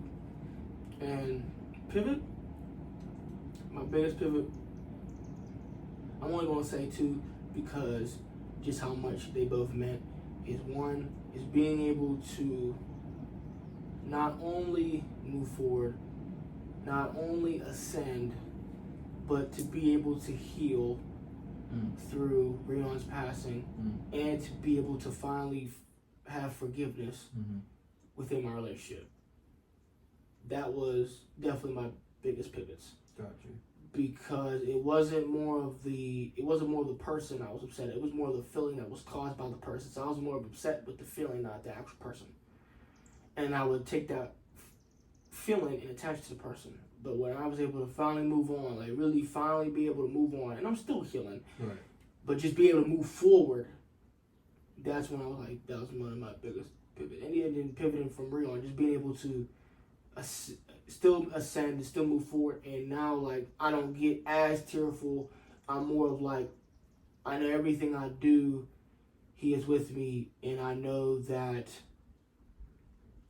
honestly, the truth is I wouldn't be the man that I am, the person I am today, if He probably was still here. And that's something I would have to accept. Because if He was here, would I be this person? Would I have when He died and I went to college and didn't make Dean's List, and then after that I made Dean's List the next semester, then after that I went to conference for Peace Expo, I ran track. Then after that, being able to move to Texas, learn life lessons, fall, get back up. Would I be the person I am today if He was here? I don't know. I can't answer that question. I can answer the question. I can answer the question of what is, which is Him not being here in the physical. But I've been growing and elevating as a person and learning, and honestly, I'm just very proud that I've been able to not stop and start again and start again and start again and start again. You know, those would be my two. That's all. That's all. I think we covered everything. No, that's it. Yeah. I think we covered everything. Yeah. That's hard. I like this. This is hard. Oh yeah. This. I can't wait to see the edit. Cause it still would be like I think if we. It might be like a solid like 2 hours. It's gonna be hard for me to take out. Like bits and pieces. I'm gonna keep this. Yeah, you're not wrong. You're not wrong. I would love to see, like, there were some pauses in there that you can't just cut off, but the whole thing was, I like it to be authentic. I hear you, but like some of the pauses I was doing was a little long. No, but that's part of it though. I'm growing. It's my first episode. No, I mean you ain't wrong, right? I'm keeping this right here. I don't care. I don't care. I don't care if this shit get no views, 1 view. I don't give a rat's. They gon' at the end of the day, I know it helped me and it helped you. Stupid. Yeah, for sure. But where can they find you? Like on social media? Are you on social media? First question. I be on and off. Like I take my breaks on purpose, cause bro, I take my breaks on. Why'd you sound like that? Where you can find me is look, right? What they say, television. So television. I mean, that was my nickname in college. They called me Montell. Anyways. I don't know. I wasn't in college with him, so I can't confirm that nor deny it. Sounds like a little bullshit, but it ain't my business. But no, it was not in college. It was in high school. I remember track. That's false. Sure. That because I was there in high school. I never heard nobody. Anyways, I should have left it in college. But look, so the screen, it holds energy and stuff. So like, that is true. It can't because that's why some people really do be like, they be like, oh, I was on TikTok all night. I didn't even realize. You know what I mean? Like that, like it binds you. It can't. So I delete my stuff just to give myself the true attention that I need, right? Instead of giving it to my phone. Well, you know what? I give that attention to myself. I'm gonna answer this for you. I'm on Instagram and Snap, but I don't be on it. I'm not on Instagram. I'm on Snap. Whenever you see this, it's on YouTube. Type and Apple Pie. Type, and if you really want to, you know what I mean, we're gonna put the joints down in the description. Exactly. At a later date. If you don't like it, that's fine. If you don't comment, that's fine. That's if you don't right. Subscribe, that's all right. That's fine. No but love, please no enjoy, hate. Please smile, and keep going. Yes, sir. Appreciate you, my brother. Now, let me see. Where the other slippers at, cuz? You didn't even give me mine.